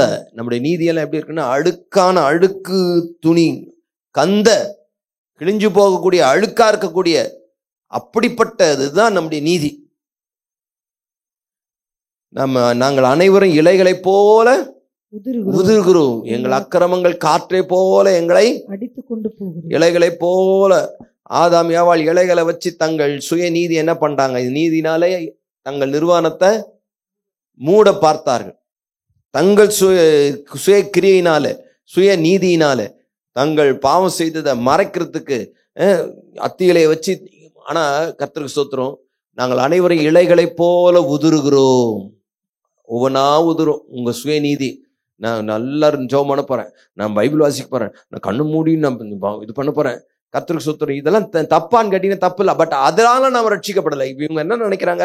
வாரந்தோறும் சர்ச்சைக்கு ரட்சிக்கப்படணும் அப்படின்ற எண்ணமே இல்லாம இருக்கிறாங்க. இயேசுவை பத்தி சொன்னா, நானே கிறிஸ்தவன், நீ எதுக்கு எனக்கு சொல்ற? ஏன்னா நான் பேர் கிறிஸ்தவ சபையிலிருந்து வந்ததுனால சொல்றேன். எனக்கு சொல்லும் போது நானும் இதான் சொன்னேன், எதுக்கு கிறிஸ்தவனே கிறிஸ்தவனா மாத்துறீங்க, போயிட்டு மற்றவங்ககிட்ட போய் சொல்லுங்க அப்படின்னு. நான் சொன்னதே எனக்கு நான் அறுத்தேன். நான் ரட்சிக்கப்பட்டு பவுல போல என் இனத்தார் ரட்சிக்கப்பட வேண்டும் என்பதே என்னுடைய இருதயத்தின் வேண்டுதல் இருக்குது. இது ஒரு பாரம் இருந்துகிட்டே இருந்தது. அதனால என்ன பண்ண, எங்கள் காலனியில் ஒரு சுவிசேஷ கூட்டம் போட்டேன். சுவிசேஷம் கூட்டம்னா நான் எங்கள் வீட்டுக்கு முன்னாடியே ஒரு ஸ்பீக்கரு, ஒரு சர்ச்சிலேருந்து பாஸ்டர்கிட்ட கேட்டு ஸ்பீக்கரு, ஆம்பு வச்சு, மைக்கு வச்சு ஒரு பாட்டு பாடி, நானே எல்லாமே நான் தான், யாரையும் கூப்பிடல. எனக்கு என் ஜனத்துக்கு நான் தான் சொல்லணும்னு சொன்னேன். சொன்ன உடனே ஒருத்தர் சொன்னார், நல்லா தான் சொன்னேன், ஆனால் இது இங்கே சொல்லக்கூடாது, அது இது காலனிக்கு வெளியில் இருக்கிற மற்றவங்களுக்கு சொல்லணும், நம்ம எல்லாரும் கிறிஸ்தவங்க தானே என்ன. அப்போ தான் நான் நினச்சேன், நான் இதை தான் ஒரு காலத்தில் சொன்னேன், நானே கிறிஸ்தவன் தான், எனக்கு ஏன் சொல்கிறேன்னு நான் சொன்னேன்.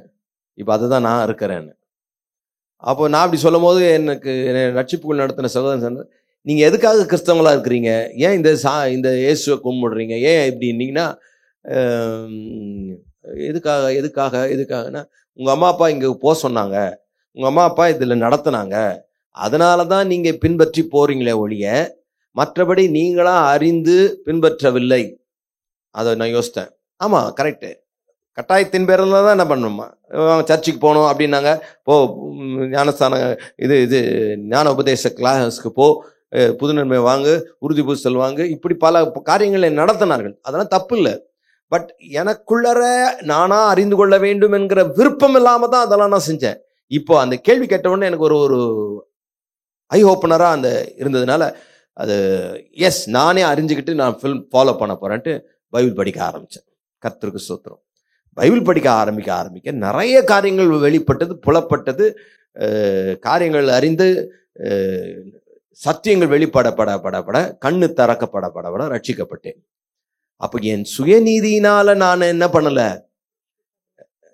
கர்த்தருடைய ரட்சிப்பை பெறவே முடியாது என்பதை, என் நீதி எல்லாம் அழுக்கான கந்தையா இருக்கிறது. கர்த்தருக்கு ஸ்தோத்திரம். அதை உணர்ந்து கொண்டேன்.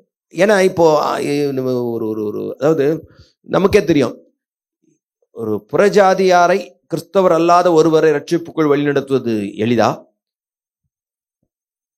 கிறிஸ்தவர் என்கிற பெயர்ல இருக்கிற ஒருவரை ரட்சிப்புக்குள் வழிநடத்துவது எளிதா? சொல்லுங்க. புறஜாதியார் ஈஸியா, வேகாததை ஈஸியாக வச்சிடலாம். அப்பாயில கொஞ்சம் கஷ்டம், ரொம்ப போராடணும். அவங்க தாய் இல்லாமல் பிள்ளை வந்துடுச்சா, நாங்கள் தான் அது, அப்படி இப்படி நிறைய சுயநீதி நிலைநாட்ட நிறைய காரியங்களை சொல்வார்கள். பட் ரட்சிப்பு தேவனுடையது. ஆமென். ஏசாயா 45 24 25. கர்த்தரிடத்தில் மாத்திரம் நீதியும், கர்த்தரிடத்துல மாத்திரம் நீதியும் வல்லமையும் உண்டென்று அவனவன் சொல்லி அவரிடத்துல வந்து சேருவான். அவருக்கு விரோதமாய் எரிச்சல் கொண்டிருக்கிற யாவரும் வெட்கப்படுவார்கள். இஸ்ரவேலின் சந்ததியாகிய யாவரும் கர்த்தருக்குள் நீதிமான்களாக்கப்பட்டு மேன்மை பாராட்டுவார்கள். இஸ்ரவேலின் சந்ததியாகிய யாவரும் கர்த்தருக்குள் நீதிமான்களாக்கப்பட்டு, ஆமென், அவரே நீதியாய் இருக்கிறார்.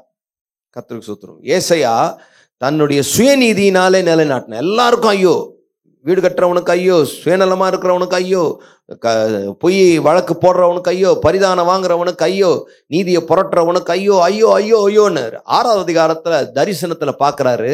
5-7 வரைக்கும் வாசிச்சீங்கன்னா, அப்போது நான் ஐயோ அதமானேன், அசுத்த உதடுகளுள்ள மனுஷர் மத்தியில் வாசமா இருக்கிறேன், அசுத்த உதடுகளுள்ள ஜனங்களின் நடுவில் வாசமாய் இருக்கிறவன், சேனைகளின் கர்த்தராகிய ராஜாவை என் கண்கள் கண்டதே என்றேன். அப்பொழுது சேராபின்களில் ஒருவன் பலிபீடத்திலிருந்து தன் கையிலே பிடித்த குறட்டால் ஒரு நெருப்பு தழலை எடுத்து என்னிடத்தில் பறந்து வந்து, அதனால் என் வாயை தொட்டு இதோ இது உன் உதடுகளை தொட்டதினால் உன் அக்கிரமம் நீங்கி உன் பாவம் நிவர்த்தியானது.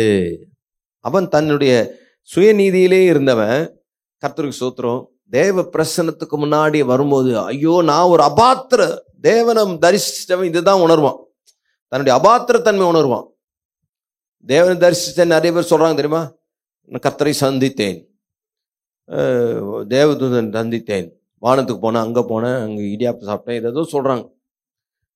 சந்திச்சவருடைய ஒரு அனுபவம் என்னவா இருக்குன்னா, தங்கள் அபாத்திரத்தன்மை உணர்வார்கள். அவ்வளோ பெரிய ஒருவரும் சேரக்கூடாத ஒளியில் வாசம் செய்கிற பரிசுத்தரை பார்த்துட்டேன் அப்படின்னா, தங்கள் அபாத்திரம் ஐயோ இது காண கிடைக்கும், அது இந்த ஒரு கிருபை அப்படின்றத உணர்வார். ஏசாயா அப்பதான் உணர ஆரம்பிச்சான். கர்த்தருக்கு ஸ்தோத்திரம். அதனால தேவ நீதியை சுயநீதினால் சம்பாதிக்கவே முடியாது.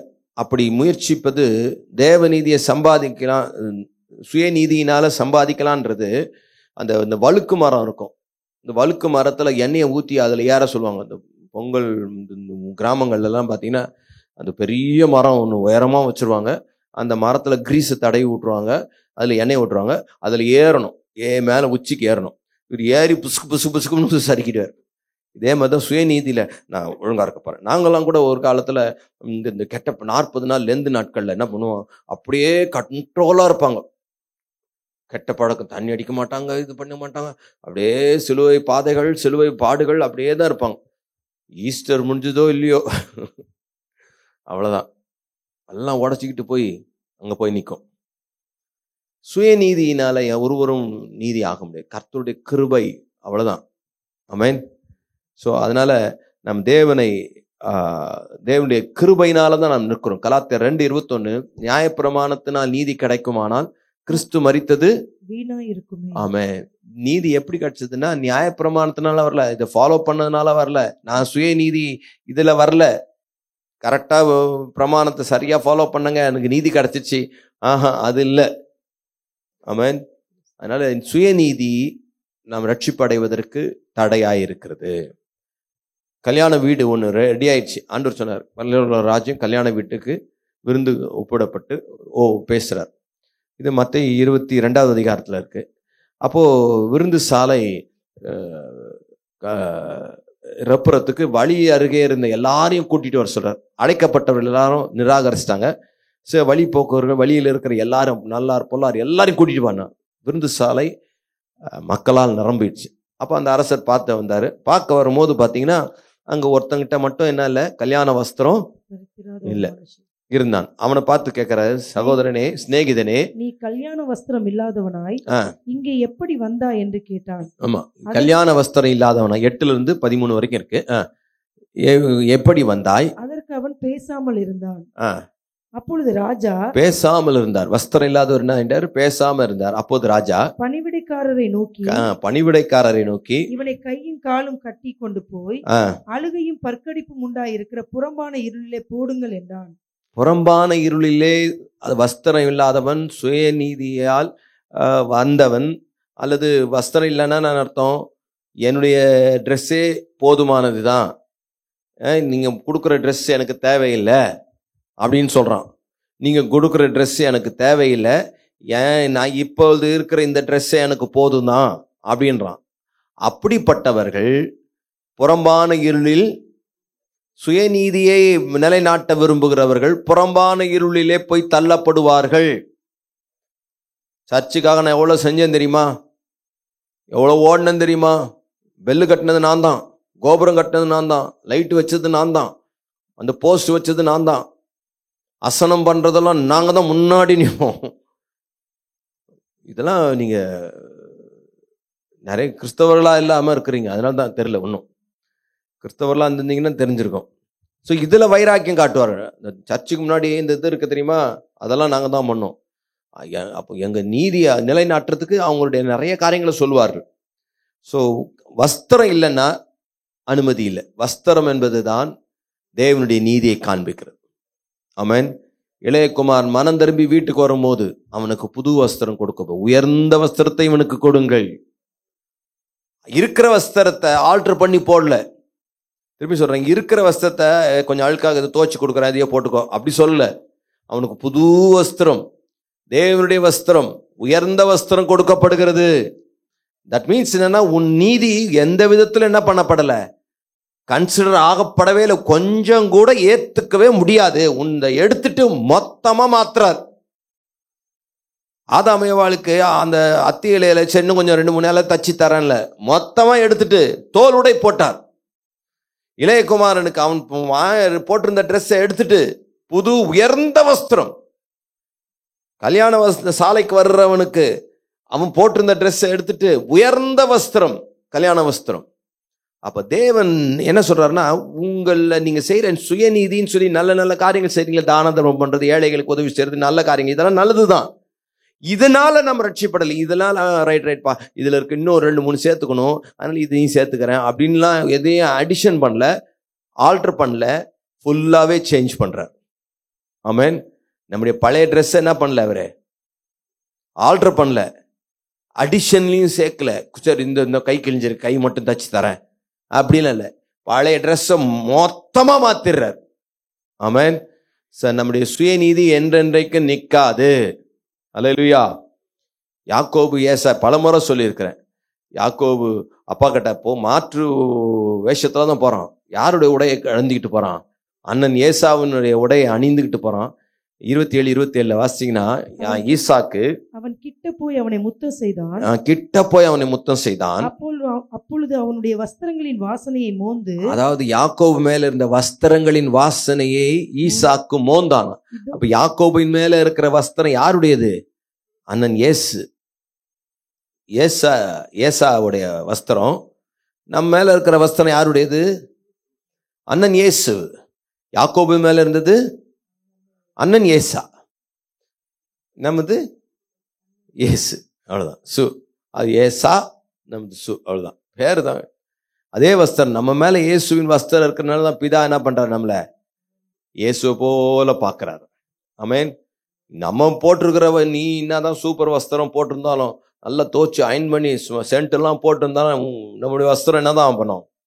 அழுக்கான கந்தை தான். கர்த்தருக்கு ஸ்தோத்திரம். நம்முடைய வஸ்திரத்தையே முற்றிலுமா மாற்றுகிறார். அந்த வஸ்திரத்தை மோந்து தான், இதோ என் குமாரனுடைய வாசனை கர்த்தர் ஆசீர்வதித்த வயல்வெளியின் வாசனை. அது ஒரு நிழலாட்டமான பிக்சர். அது சரியா? அது நிழலாட்டமான இயேசு கிறிஸ்துவுக்கு நிழலாட்டமான பிக்சர். அது அவ்வளவுதான். அது வாசனையா இருக்கிறது. தேவன் உனக்கு வானத்து பனியையும் பூமியின் கொழுமையும் கொடுத்து மிகுந்த தானியத்தின் திராட்சரசத்தையும் தந்தருள்வாராக.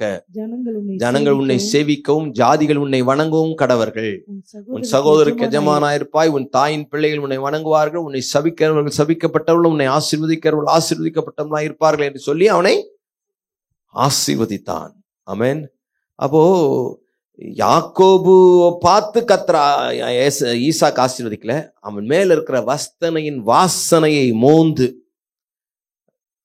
அன்பார்ந்தவர்களே, சுயநீதியை கர்த்தர் ஒரு நாள் முகரவே முடியாது. தேவ நீதியினாலதான் நாம் ரட்சிக்கப்பட்டோம் என்பது திரும்ப திரும்ப அழுத்தமா சொல்லப்படுகிறது. இவங்க ரட்சிக்கப்படையாததுக்கு காரணம் சுயநீதியில், சுயக்கிரிகள். அப்ப சுயநீதி நம்பும் மனிதர் நிச்சயமா பிறரை அற்பமாய் எண்ணி தங்கள் ரட்சிப்பை இழப்பார்கள். சுயநீதியை நம்பும் மனிதர் எல்லாரும் மற்றவங்களை என்ன பண்ணுவாங்க தெரியுமா? அற்பமா நினைச்சு தங்களுடைய ரட்சிப்பை இழந்துருவாங்க. மற்றவங்களை அற்பமா பார்க்கறதே ஒரு என்ன சொல்றது, அவங்களுக்கு வாசனை தெரியாது, அவங்களுக்கு ஒன்றும் தெரியாது, அவங்க புதுசு, அவங்களுக்கு ஒன்றும் தெரியாது, அவங்களுக்கு அப்படி ஒரு கேவலமா பார்க்கறது என்னதுதான். நம்ம நம்ம சிறப்பா பார்க்கிறோம் அப்படின்னா அதுவே என்னதுன்னா சுயநீதி தான். நம்முடைய எல்லா காரியங்களும் தேவனுடைய கிருபை இல்லைன்னா நாம இல்லை. ஜான் வெஸ்லி ரட்சிக்கப்பட்ட பிறகு சொன்னார், தோ கிருபை இல்லைன்னா ஒரு குடிகாரங்க போயிட்டு இருக்கான், கிருபை இல்லைன்னா அவன் தான் ஜான் வெஸ்லி. கிருபை மட்டும் இல்லைன்னா உலகத்தில் இருக்கிற மற்ற மனிதர்களை நம்ம, அதுவும் அழிந்து போகிற மனிதர்களை பார்த்து நம்ம அடையாளப்படுத்திக்கலாம். கிருபை மட்டும், தேவ நீதிதால் நாம் நிற்கிறோம். அல்லேலூயா, ஸ்தோத்திரம். கர்த்தருக்கு மகிமை உண்டாகட்டும். மூன்றாவதாக ரட்சிக்கப்படாததுக்கு இன்னொரு காரணம், 4வது 5வது வசனத்தை, விசுவாசிக்கிற எவனுக்கும் நீதி உண்டாகும்படி கிறிஸ்து நியாயப்பிரமாணத்தின் முடிவாய் இருக்கிறார். மோசே நியாயப்பிரமாணத்தில் ஆகும் நீதியை குறித்து இவைகளை செய்கிற மனுஷன் இவைகளால் பிழைப்பான் என்று எழுதியிருக்கிறான். இவைகளை செய்கிறவர்களால் இவைகளால் பிழைப்பான் என்று எழுதியிருக்கிறார். 3வது சடங்காச்சாரங்களும் பாரம்பரியங்களும் சட்ட திட்டங்களும் இவங்க ரட்சிப்படையாம இருக்கிறதுக்கு காரணமா இருக்கிறது சடங்காச்சாரம், பாரம்பரியம், சட்ட திட்டங்கள். Rituals, traditions and laws. சடங்காச்சாரம், பாரம்பரியம், சட்ட திட்டங்கள், இதெல்லாம் தான் இவங்க ரட்சிப்படையாததுக்கு கிறிஸ்தவர்கள் ரட்சிப்படையாது. கிறிஸ்தவர்களுக்குன்னு ஒரு சட்டம் இருக்கு, கிறிஸ்தவர்களுக்குன்னு பாரம்பரியம் இருக்கு, கிறிஸ்தவர்களுக்குன்னு ஒரு பிரமாணம் இருக்கு, கிறிஸ்தவர்கள் அப்படின்னு சொல்லி எப்படி யூதர்களுக்கு இருக்குது, அதை போல இவங்க யூதர்கள் தங்கள் சடங்காச்சாரங்கள் நியாயப்பிரமாணத்தை மேன்மை பாராடு. ஏன்னா நியாயப்பிரமாணம் யூதர்களுக்கு கொடுக்கப்பட்டது, அது மேன்மையாக கருதப்பட்டது. 4வது வசனம் சொல்ல, விசுவாசிக்கிற எவனுக்கும் நீதி உண்டாகும்படியாக கிறிஸ்து நியாயப்பிரமாணத்தின் முடிவாய் இருக்கிறார். அவர்தான் நியாயப்பிரமாணத்தின் முடிவு. அப்போ பழைய ஏற்பாட்டின் சிலுவைக்கு பிறகு, சிலுவைக்கு வரைக்கும் இயேசு கிறிஸ்து அவர் தான் முடிவு, அவ்வளவுதான், முடிஞ்சிடுச்சு. அந்த சப்ஜெக்டே, நியாயப்பிரமாணம் என்கிற சப்ஜெக்டே முடிச்சிட்டார். அப்போ அது இந்தியா இப்போ ஆங்கிலேயர் பிடியில் இருந்தது. ஆங்கிலேயர் பிடியில இருக்கிற வரைக்கும் கடைசியா யார் இருந்தா ஆட்சி செய்தா?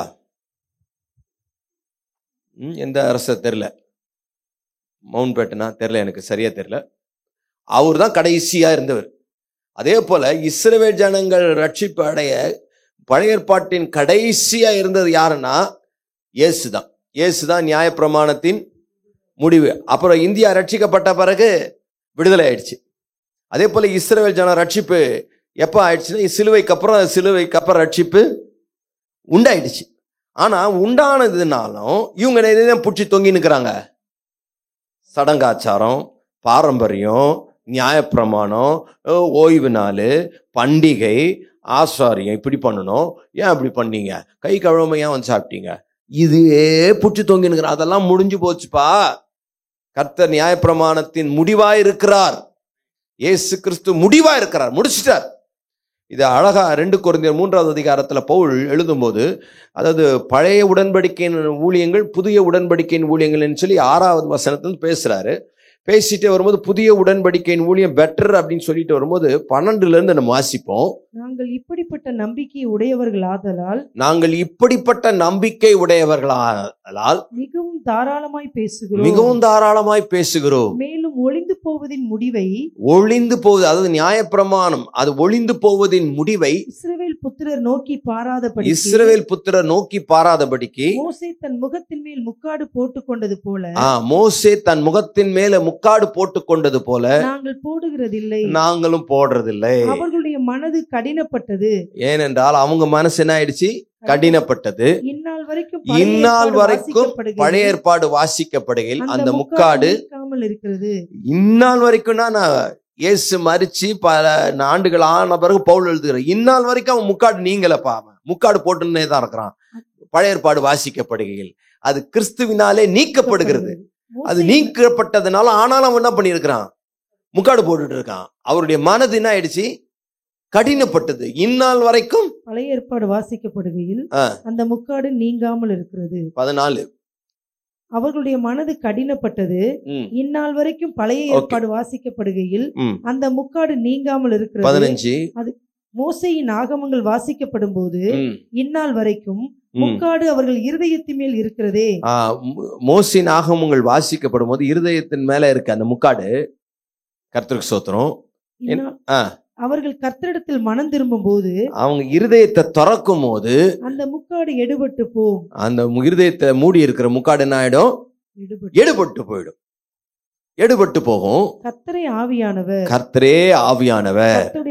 கர்த்தருடைய ஆவி அங்கேயோ அங்கே விடுதலையும் உண்டு. அப்போதான் விடுதலை தான் ரட்சிப்பு. அது இருதயத்தை மூடிட்டு இருக்கு. ஆனா இவங்க கடினப்பட்டு இவங்க பழைய காரியங்களே செய்யறதுக்கு, பழைய காரியங்களையே, ஏனென்றால் பழைய உடன்படிக்கையின் ஊழியம் புதிய உடன்படிக்கையின் ஊழியத்தை குறித்து 3:6 பேசிட்டு அதன் தொடர்ச்சியாக தான் இதை பேசுறார் பவுல். அதை விட இது பெட்டர்ப்பா, அதன் முடிவை இஸ்ரவேல் புத்திரர்கள் பார்க்காம இருக்கிறாங்க. எபிரேயர் ஆக்கியோன்னு எழுதுகிறார் 11 அதிகாரம் மெல்கிசேதேக்கின் முறைமை குறித்து பேசுகிறார். அல்லாமலும் இஸ்ரவேல் ஜனங்கள் லேவி கோத்திர ஆசாரிய முறைமைக்கு உட்பட்டிருந்தது அல்லவோ. ஆசாரிய ஊழி யாருக்கு சொல்லப்பட்டது?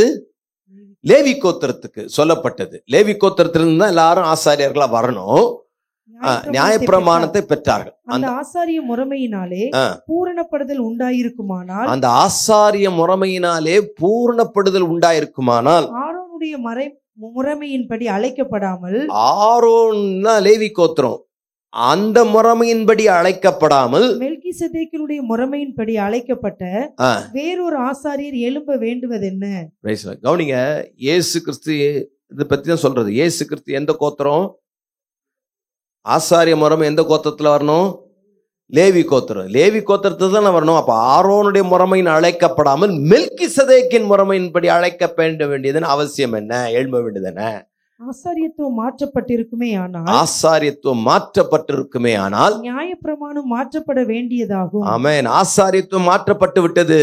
லேவி கோத்திரத்திலிருந்து அது யூதா கோத்திரத்துக்கு மாற்றப்பட்டிருக்கிறதுனால அந்த நியாயப்பிரமாணம் என்ன ஆயிடும்? கவர்மெண்ட் மாறிச்சுன்னா என்ன மாறும்? IPS IAS ஆபீசர்லாம் மாறுவாங்க. அடுத்த கவர்மெண்ட் வரும்போது அடுத்து அவங்களுக்கு யார் பிடிக்குமோ அல்லது அவங்களுக்கு யார் நல்லா சப்போர்ட்டா இருப்பாங்களோ அதெல்லாம் மாறுவாங்க. அதே போல இந்த நியாயப்பிரமாணம் மாற்றப்பட வேண்டியதாகும். இவைகள் எவரை குறித்து சொல்லப்பட்டிருக்கிறதோ இவைகள் எவரை குறித்து சொல்லப்பட்டிருக்கிறதோ அவர் வேறொரு கோத்திரத்துக்குள்ளானவராய் இருக்கிறாரே. யார இயேசுவை பத்தி சொல்றாங்களே அவர் வேறொரு கோத்திரத்துக்குள்ளானவரா இருக்கிறாரு. அந்த கோத்திரத்தில் ஒருவனாகிலும் பலிபீடத்தில் ஊழியம் செய்தது இல்லையே. யார் யூதா கோத்திரத்தை சேர்ந்த யாரும் பலிபீடத்தில் ஊழியம் செஞ்சது இல்லையே. நம்முடைய கர்த்தர் யூதா கோத்திரத்தை தோன்றினார் என்பது பிரசித்தமாய் இருக்கிறது. அந்த கோத்திரத்தாரை குறித்து மோசே ஆசாரியத்துவத்தை பற்றி ஒன்றும் சொல்லவில்லையே. அல்லாமலும் மெல்கிசேதேக்குக்கு ஒப்பாய் வேறொரு ஆசாரியர் எழும்புகிறார் என்று சொல்லி இருப்பதினால், மெல்கிசேதேக்குக்கு ஒப்பா அதுக்கு ஈக்குவலா ஒரு ஆசாரியர் எழும்புகிறார் என்று சொல்லி இருப்பதினால் மேற்சொல்லியது மிகவும் பிரசித்தமாய் விளங்குகிறது. மேற்சொன்னது மிகவும் பிரசித்தமாய் விளங்குகிறது. அவர் மாம்ச சம்பந்தமான கட்டளையாகிய நியாயப்பிரமாணத்தின்படி ஆசாரியர் ஆகாமல், இயேசு மாம்ச சம்பந்தப்பட்ட கட்டளையாகிய நியாயப்பிரமாணத்தின்படி ஆசாரியர் ஆகாமல், நீர் மெல்கிசேதேக்கின் முறைமையின்படி என்றென்றைக்கும் ஆசாரியராய் இருக்கிறீர் என்று சொல்லிய, நீர் மெல்கிசேதேக்கின் முறைமையின்படி என்றென்றைக்கு ஆசாரியராய் இருக்கிறீர் என்று சொல்லிய சாட்சிக்கு தக்கதாக அழியாத ஜீவனுக்குரிய வல்லமையின்படியே ஆசாரியரானார். ஆமென். அவர் மெல்கிசேதேக்கின் முறைமையின்படி ஆசாரியரானார். நியாயப்பிரமாணத்தின்படி வரல. முந்தின கட்டளை பலவீனம் உள்ளதும், அதாவது லேவி கோத்திரத்தில் கொடுக்கப்பட்ட நியாயப்பிரமாண பலவீனம் உள்ளதும் பயனற்றதுமாய் இருந்தன மற்றும் மாற்றப்பட்டது. நியாயப்பிரமாணம் என்பது ஒன்றையும் பூரணப்படுத்தவில்லை. நியாயப்பிரமாணம் என்று ஒன்னையும் நம்ம என்ன பண்ணல, பூரணப்படுத்தவில்லை. இதுலதான் என்ன போட்டிருக்கு, சடங்காச்சாரம், பலிகள், ட்ரெடிஷன், பாரம்பரியம், சட்டத்திட்டங்கள்லாம் இருக்கு. இது ஒருத்தரையும் என்ன பண்ணல, பூர்ணப்படுத்தல. அதிக நன்மையான நம்பிக்கை வருவிப்பதோ பூரணப்படுத்துகிறது. அந்த நம்பிக்கையினாலே தேவனிடத்தில் சேருகிறோம். ஆமென். அந்த நம்பிக்கை நன்மையான நம்பிக்கை வருவிப்பதோ பூர்ணப்படும். அந்த நம்பிக்கையினால், தேவன் மேல வைக்கிற நம்பிக்கையினாலே, தேவனிடத்துல இயேசு கிறிஸ்துவின் மேல வைக்கிற நம்பிக்கையினாலே. கர்த்தருக்கு ஸ்தோத்திரம். அப்போ நியாயப்பிரமாணத்தின் முடிவாக இயேசு இருக்கிறார். ஆசாரியத்துவம் மாற்றப்பட்டிருக்கிறது. இயேசு கிறிஸ்து அதை முடிச்சிட்டார். அதுக்கப்புறம் இனிமே இந்த சடங்காச்சாரம், பாரம்பரியம் அதை நம்ம ஃபாலோ பண்ணணும், இவங்க அதையே பிடிச்சி தொங்கிட்டு இருக்காங்க. கலாத்தியர் 3:24 இவ்விதமாக நாம் விசுவாசத்தினாலே நீதிமான்களாக்கப்படுவதற்கு நியாயப்பிரமாணம் நம்மை கிறிஸ்துவினிடத்தில் வழி நடத்துகிற உபாத்தியாய் இருந்தது. ஆமா, நியாயப்பிரமாணம் கிறிஸ்துவினிடத்தில் நடத்துகிற என்னவா இருந்ததுதான் உபாத்தி அப்படின்னா கிரேக்க வார்த்தையில பைத்தாக்கோஸ். அதாவது கிரேக்கர்கள் என்ன பண்ணுவாங்கன்னா, நேர்மையான அடிமைகளை தங்கள் பிள்ளைகளை பராமரிக்க வைப்பாங்களாம். கிரேக்கர்கள் தங்கள் பிள்ளைகளை வாழ்க்கைக்கு ஒரு கேர்டேக்கர் மாதிரி அல்லது அவங்கள கார்டியன் மாதிரி பராமரிக்கிறதுக்கு நேர்மையான அடிமைகளை வைப்பாங்களாம். அவங்க என்ன பண்ணணும், இவங்களுடைய வளர்ச்சியில, அறிவு வளர்ச்சியில, படிப்புல, நல்ல காரியங்கள்ல, ஒழுக்கங்கள்ல வளர்றதுக்கு இவங்க பிரயாசம் எடுக்கணும். இவங்க இதுதான் பவுல் என்ன பண்றாருன்னா, இந்த நியாயப்பிரமாணத்தோடு ஒப்பிட்டு, நியாயப்பிரமாணம் அந்த உபாத்தியா இருந்தது, நேர்மையான உண்மையான அடிமைக்கு ஒப்பா இருக்குது. அது என்ன பண்ணுதுன்னா, நியாயப்பிரமாணம் கிறிஸ்துவனிடத்துல வழி நடத்துகிற உபாத்தி, கிறிஸ்துவனிடத்தில் நடத்துகிற ஒரு ஆசிரியரா இருந்து வழி நடத்துது. இந்த நியாயப்பிரமாணம் பாவம் என்னன்றது சொல்லும், ஆனா மன்னிக்க முடியாது. இந்த நேர்மையான அடிமை என்ன பண்ண முடியும், இது தப்புப்பா, நீ தப்பு பண்ற அப்படின்னு தான் சொல்ல முடியும். ஆனா அந்த தப்ப மன்னிப்பு கேட்டா மன்னிப்பு இவர் கொடுக்க முடியுமா? யார் தான் கொடுக்கணும்? பெத்த தகப்பன் தான் கொடுக்கணும். இவர் கார்டியன் தான். நான் சொல்றது புரியுதுங்களா? இவர் ஒரு அடிமை தான் சொல்லி தான் கொடுக்க முடியும், ஆனா இவர் மன்னிக்க முடியாது. நியாயப்பிரமாணம் என்ன சொல்லுது? பாவம் இருக்கிறத சுட்டி காட்டுது, ஆனா மன்னிக்காது. நியாயப்பிரமாணம் ஏற்கனவே சொன்னா அது ஒரு லெபார்டரி டெஸ்ட் கண்டுபிடிச்சு சொல்லும், உனக்கு இந்த வியாதி இருக்குன்னு சொல்லும், ஆனா அது மருந்து கொடுக்காது. இயேசு கிறிஸ்துவே மருந்து. ஆமென். ஆனா இவங்க எதை பிடிச்சின்னு தொங்கினுக்கிறாங்க? லெபார்டரிக்கு நாங்கள் போறோம், லேபுக்கு போறோம். லேபுக்கு போனா இவனுக்கு இருக்குதுன்னு சொல்லும். அதனால அங்கே போய் என்ன பரிகாரம் என்ன? இயேசுவே நமக்கு பரிகாரம் ஆயிட்டார். எபேசியர் 2:15 கொலோசியர் 2:14-15 வாசித்தீங்கன்னா, சட்டதிட்டங்களாகிய நியாயப்பிரமாணத்தை நம்முடைய மாம்சத்தினாலே ஒழித்து இரு திறத்தாரையும் தமக்குள்ளாக ஒரே புதிய மனுஷனாக சிருஷ்டித்து இப்படி சமாதானம் பண்ணி பகையை சிலுவையினாலே கொன்றார். அதனால் இரு திறத்தாரையும் ஒரே சரீரமாக தேவனுக்கு ஒப்புரவாக்கினார். ஆமென். இரு திறத்தாரையும் 2:15 வாசித்தீங்களே. ஆமென். பகையை சிலுவையினாலே இயேசு கொன்றார். கர்த்தருக்கு ஸ்தோத்திரம். 15 சட்டதிட்டங்களாகிய நியாயப்பிரமாணத்தை தம்முடைய மாம்சத்தினாலே ஒழித்தார். சட்டதிட்டங்களாகிய இந்த நியாயப்பிரமாணத்தை இயேசு சிலுவையில பாடுபட்டதினாலே மாம்சத்தினாலே ஒழித்து 2 பேரையும் தமக்குள்ள ஒரே புதிய மனுஷனாக சிருஷ்டித்து சமாதானம் பண்ணி ஒப்புரவாக்குதலை வைத்தார். கர்த்தருக்கு ஸ்தோத்திரம். அதனால இயேசு கிறிஸ்து சிலுவையில அடிக்கப்படும் போது சாத்தானுடைய எல்லா அதிகாரங்களையும் கிரியைகளையும் எல்லாத்தையும் புரிந்து கொண்டார். நியாயப்பிரமாணத்தின் சாபத்துக்கெல்லாம் நம்ம நீங்களாக்கி மீட்டு கொண்டார். அதனால கிறிஸ்து நியாயப்பிரமாணத்தின் முடிவா இருக்கிறார். அல்லது சடங்காச்சாரங்கள் பாரம்பரியங்களுக்கெல்லாம் முடிவு கட்டிட்டார். ஆனா இவங்க அதையே பிடிச்சி தொங்கிட்டு இருக்காங்க. பவுல் அது சொல்லும் போது சொல்றாரு, நான் பிலிப்பியர் 3:4-6 வரைக்கும் வாசிச்சிருக்கேன். கொஞ்சம் ஒரு 5 நிமிஷம் மொத்தம். ரைட். மாம்சத்தின் மேலே நம்பிக்கை வைக்க வேண்டுமானால் நானும் வைக்கலாம். வேறொருவன் மாம்சத்தின் மேல் நம்பிக்கையாய் இருக்க நினைத்தால் நான் அதிகமாய் அப்படி செய்யலாம். நான் 8ஆம் நாளில் விருத்த சேதனம் அடைந்தவன். பவுல் சொல்றான் பாருங்க, நானு சும்மா அது குழந்தை பிறந்து 8ஆவது நாள் விருத்த சேதனம் பண்ணோம். கரெக்டா 8ஆம் நாள் விருத்த சேதனம் பண்ணப்பட்டவன். நான் இஸ்ரவேல் வம்சத்தான். இஸ்ரவேல்னா அதாவது மிக்சட் இல்ல, பியூர் இஸ்ரவேல்.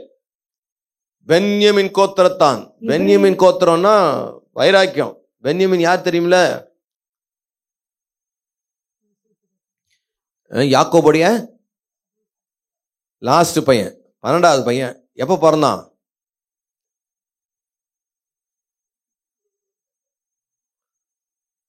கர்த்தருக்கு ஸ்தோத்திரம். அந்த சுலுக்கு எடுத்தார்ல யாக்கோப, அதுக்கப்புறம் பிறந்தான். அல்லது யாக்கோபு ரட்சிக்கப்பட்ட பிறகு யாக்கோபனுடைய வாழ்க்கையில ஒரு புதிய மாற்றம் ஏற்பட்ட பிறகு பிறந்த குழந்தை அது. என்ன சொல்ல வர? பென்யமின், நான் பென்யமின் கோத்திரத்தான். அது யாக்கோபுக்கு ரொம்ப க்ளோஸ். யோசேப்பும் பென்யமினும் தான் அந்த கோத்திரம். எபிரேயரில் பிறந்த எபிரேயன், மிக்ஸ்டே கிடையாது. நியாயப்பிரமாணத்தின்படி கரைச்சு குடிச்ச வசனத்தெல்லாம் நான் பிரமாணங்கள், பண்டிகை, நான் சடங்காச்சாரங்கள் எல்லாம் எனக்கு அத்துப்படி பக்தி வைராக்கியத்தின்படி துன்பப்படுத்தினவன். நான் என்ன மாதிரி சபையை துன்பப்படுத்தணும் ஒருத்தனும் கிடையாது. ஸ்திரீகளை பிடிச்சி இழுத்து அடிச்சு சபையை சின்னாபனமாக்கணும்டா. நியாயப்பிரமாணத்தின் நீதியின்படி குற்றம் சாட்டப்படாது. எல்லாத்தையும் பெர்ஃபெக்ட்டா ஃபாலோ பண்ணிட்டு வந்தவன். ஆகிலும் எனக்கு லாபமா இருந்தவை, எனக்கு அது எல்லாம் என்ன ஆயிடுச்சுன்னா லாபமா தான் இருந்தது. ஆகிலும் அவைகளை கிறிஸ்துவுக்காக, ஏனென்றால் இயேசு அதை கிறிஸ்து நியாயப்பிரமாணத்தின் முடிவா இருக்கிறார். அந்த பாரம்பரியம் சடங்காத்தெல்லாம் முடிச்சிட்டார். இப்ப கிறிஸ்துவினாலதான் ரட்சிப்பு வருது என்பதை தெரிந்து கொண்டவனா, எனக்கு லாபமா இருந்தவைகள் எவைகளோ அவைகளை நான் இப்ப என்னவா நினைக்கிறேன்? கிறிஸ்துவுக்காக நஷ்டம் என்று எண்ணினேன். அது மாத்திரமல்ல கிறிஸ்துவுக்காக லாபமா இருந்ததை நஷ்டம் என்று எண்ணுகிறாராம். இப்ப நம்முடைய வாழ்க்கையில இந்த சிலர்லாம் பாத்தீங்கன்னா பாரம்பரிய கிறிஸ்தவத்திலிருந்து வந்திருந்தாலும் அங்க ஸ்ட்ரிக்டா ஃபாலோ பண்ணிட்டு இருந்தது பெரிய இதோ வச்சு அங்கேயே இருப்பாங்க. ஆனா அதனால ரட்சிப்பு இல்லை என்பது புரியல. அந்த பாரம்பரியம், சடங்குகள், சம்பிரதாயங்கள் இதெல்லாம் ஃபாலோ பண்றதுனால நமக்கு எதுவுமே கிடைக்க போறதில்லை. அதுவல்ல, இலவசமாய் விசுவாசத்தினாலே கிருபையை கொண்டு நாம் ரட்சிக்கப்படுகிறோம். சிம்பிள். இல்ல அதாவது இப்படிதான் இருக்கணும். சிலருக்கு பாத்தீங்கன்னா நல்லா படிக்கிற பிள்ளைங்க பாருங்களேன், டஃப்பா கொஸ்டின் தான் கேட்கணும்னு ஆசைப்படுவான். ஏன்னா அப்பதான் அவர் என்ன பண்ண முடியும், அவருடைய திறமையை காட்ட முடியும். பவுல்ல நல்லா படிக்கிற பிள்ளைய விட நல்லா படிக்கிறதுல நல்லா படிக்கிற பிள்ளை. ஆனா இப்போ கர்த்தர் என்ன ஆக்கிட்டார், அதை ரொம்ப எளிமையாக்கிட்டார். ரட்சிப்ப எல்லாரும் ரட்சிக்கப்படுறதுக்கு நீ விசுவாசா போதும்பா. அப்படியா? அவ்வளோ நம்ம சிம்பிளா கிட்ட. அதுக்காக இவர் என்ன பண்றாரு, படிச்ச பெரிய பெரிய பெரிய படிப்புல என்ன பண்ணிட்டாராம், குப்பை பாப்பா இது தேவையில்லப்பா, நானும் எளிமையா போயிடுறேன், பேபி கிளாஸ்க்கே நானும் போயிடுறேன் அப்படின்னு குழந்தை மாதிரி வந்துட்டாராம் பவுல். ஆனா சிலரால் என்ன பண்ண முடியல, ரைட் ரெவரண்ட், பிஷப்பு, சிலுவை, ஆர்ச்சு, போஸ்ட், போப்பு, அந்த இது, ஐயோ அதெல்லாம் விட முடியல. நிறைய பேருக்கு தெரிஞ்சும் வெளியில வரல, அவைகளை குப்பையா எண்ண முடியல, அவைகளை மேன்மையாவே நின்றுட்டு இருக்காங்க. பவுல் ஏன் கர்த்தர் பலமையா பயன்படுத்தினார்னா, குழந்தை மாதிரி எல்லாத்தையும் தூக்கி தள்ளி விட்டுட்டு அதெல்லாம் குப்பையா எண்ணிட்டு வந்ததுனால கர்த்தருக்கு ஸ்தோத்திரம், கர்த்தர் பவுலை வல்லமையா எடுத்து பயன்படுத்தினார். இயேசுவோடு இந்த 12 அப்போஸ்தலர்களை விட பவுல் அதிகமா பயன்பட்டான். இயேசுவை பார்க்காதவன், ஆனா இயேசு தனிப்பட்ட விதத்துல சில உபதேசங்களை சொல்லி கொடுத்தார். வாங்குகிறதை பார்க்கிலும் கொடுக்கிறதே பாக்கியம். அப்படி யார் சொன்னா? பவுல் தான். எங்க சொன்னாரு? என்ன சொன்னாரு? வாங்குகிறதை பார்க்கிலும் கொடுக்கிறதே பாக்கியம்னு பவுல் யார் சொன்னதா சொல்றான்? பவுல் தான் சொன்னாரு. பவுல் அதை யார் சொன்னதா சொல்றாரு? இயேசு சொன்னாரு. 20வது அதிகாரம் 35. எதுக்கு சொல்ல வரேன்? அப்போஸ்தலர் 20ன்னு நினைக்கிறேன். வாங்குகிறதை பார்க்கிலும் கொடுக்கிறதே பாக்கியம். 20:35. அதான். இப்படி பிரயாசப்பட்டு பலவீனரை தாங்கவும் வாங்குகிறதை பார்க்கிலும் கொடுக்கிறதே பாக்கியம் என்று கர்த்தராகிய இயேசு சொன்ன வார்த்தைகளை நினைக்கவும் வேண்டும் என்று எல்லா விதத்திலையும் உங்களுக்கு காண்பித்தேன் என்றான். இப்ப கவனிங்க, இப்ப ஒரு கேள்வி. வாங்குகிறத பார்க்கிலும் கொடுக்கிறதே பாக்கியம் இயேசு எங்க சொன்னார்? இயேசு சொல்லவே இல்லை. ஆனா பவுல் என்ன சொல்றாரு? அவருக்கு தனிப்பட்ட விதத்துல இது மாம்சம் ரத்தம் தேவனே எனக்கு வெளிப்படுத்தினார். அப்ப வெளிப்படுத்த சத்தியம். இன்ஃபேக்ட் கூட அந்த சீஷர்கள் தான் ராபோஜன விருந்து இருந்தாங்க. அதாவது அட்டன் பண்ணவன், அந்த நிகழ்ச்சியில பங்கெடுத்தவன் அந்த நிகழ்ச்சியை பத்தி நல்லா சொல்லுவானா? அந்த நிகழ்ச்சியை பத்தி காதால கேட்டவன் நல்லா சொல்லுவானா? யாருடைய சாட்சி நல்லா எடுபடும்? சீஷர் ஒருத்தரும் ராபோஜன கம்யூனியன் சர்வீஸ் பத்தி எழுதவே இல்லை நிருபங்கள்ல. பவுல் தான் எழுதுறான். பவுலுக்கு கர்த்தர் வெளிப்படுத்தி இருக்கிறார். எதுக்கு சொல்ல வரேன்? எல்லாவற்றையும் குப்பையும் என்ன கர்த்தர் பலமையா கரங்கள் எடுத்தார். கர்த்தருக்கு ஸ்தோத்திரம். சபையின் மூளைக்கல்லா பேதுரு. ஆனா பேனாவை பவுல் கையில கொடுத்துட்டார். கர்த்தருக்கு ஸ்தோத்திரம். ஏன்னா பவுல் தேவனால் எல்லாவற்றையும் குப்பையா என்ன. அதனால கலாத்தியர் 1வது அதிகாரம் 13-16 வரைக்கும் கூட வாசிச்சீங்கன்னா, நான் யூத மார்க்கத்தில் இருந்த போது என்னுடைய நடக்கையை குறித்து கேள்விப்பட்டிருக்கிறீர்கள். பழைய வாழ்க்கையில இருக்கும் போது என் நடக்கையை குறித்து கேள்விப்பட்டிருக்கிறீர்கள். தேவனுடைய சபையை நான் மிகவும் துன்பப்படுத்தி அதை பாழாக்கி என் ஜனத்தாரில் என் வயதுள்ள அநேகரை பார்க்கிலும் யூத மார்க்கத்திலே தேறினவனாய் பிதாக்களுடைய பாரம்பரிய நியாயங்களுக்காக மிகவும் பக்தி வைராக்கியம் உள்ளவனாய் இருந்தேன். அப்படி இருந்தும் என் தாயின் வயிற்றில் இருந்தது முதல், அப்படி பக்தி வைராக்கியமாய் இருந்தாலும் தாயின் வயிற்றில் இருந்தது முதல் என்னை பிரித்தெடுத்து தம்முடைய கிருபையினால் அழைத்த தேவன். 16 தம்முடைய குமாரனை நான் புறஜாதிகளிடத்தில் சுவிசேஷமா அறிவிக்கும் பொருட்டாக அவரை எனக்குள் வெளிப்படுத்த பிரியமாய் இருந்த போது உடனே நான் மாம்சத்தோடும் ரத்தத்தோடும் யோசனை பண்ணாமல் கர்த்தருக்கு ஸ்தோத்திரம். கிருபையினால் என்னை தெரிந்து கொண்டு புறஜாதிகளுக்கு என்னை சுவிசேஷமா அறிவிக்கும்படி என்னை தெரிந்து கொண்ட போது, நான் மாம்சத்தோடு பண்ணியிருந்தாருன்னு வச்சுக்கோங்களேன், உன் பொசிஷன் என்ன மாதிரி பொசிஷன், இதை விட்டுட்டு போறியா அப்படின்னு யோசிச்சிருப்பார். பண்ணாமல் கர்த்தருடைய போகாமலும் அரபி தேசத்திற்கு புறப்பட்டு போய் மறுபடியும் தமஸ்கு ஊருக்கு திரும்பி வந்தேன். அரபி தேசத்துக்கு போய் அங்க போய் 3 வருஷம் இருந்தாராம். கர்த்தருக்கு ஸ்தோத்திரம். என்ன சொல்ல வரேன்? பவுல் அந்த மார்க்கத்துக்காக காண்பித்த வைராக்கியத்தை எல்லாம் குப்பையா எண்ணுகிறார். கிறிஸ்து நியாயப்பிரமாணத்தின் முடிவு அவர் பாரம்பரியங்களை தாண்டி செல்கிறார். அவர் ஆலயத்துக்கு செல்லும் பலரும் இதைத்தான் புரிந்து கொள்கிறார்கள். பாரம்பரியத்தை பிடிச்சிக்கிறாங்க. நம்ம பாரம்பரியம் இது, பாரம்பரியமா இதை நம்ம பின்பற்றி வருகிறோம், பாரம்பரியம் சடங்கு இது முறைமை அப்படின்னு சொல்லி சொல்லி சொல்லி சொல்லி கிறிஸ்துவின் அந்த இலவசமாய் கிடைக்கிற நீதி என்ன பண்ணிட்டாங்க, விட்டுட்டாங்க.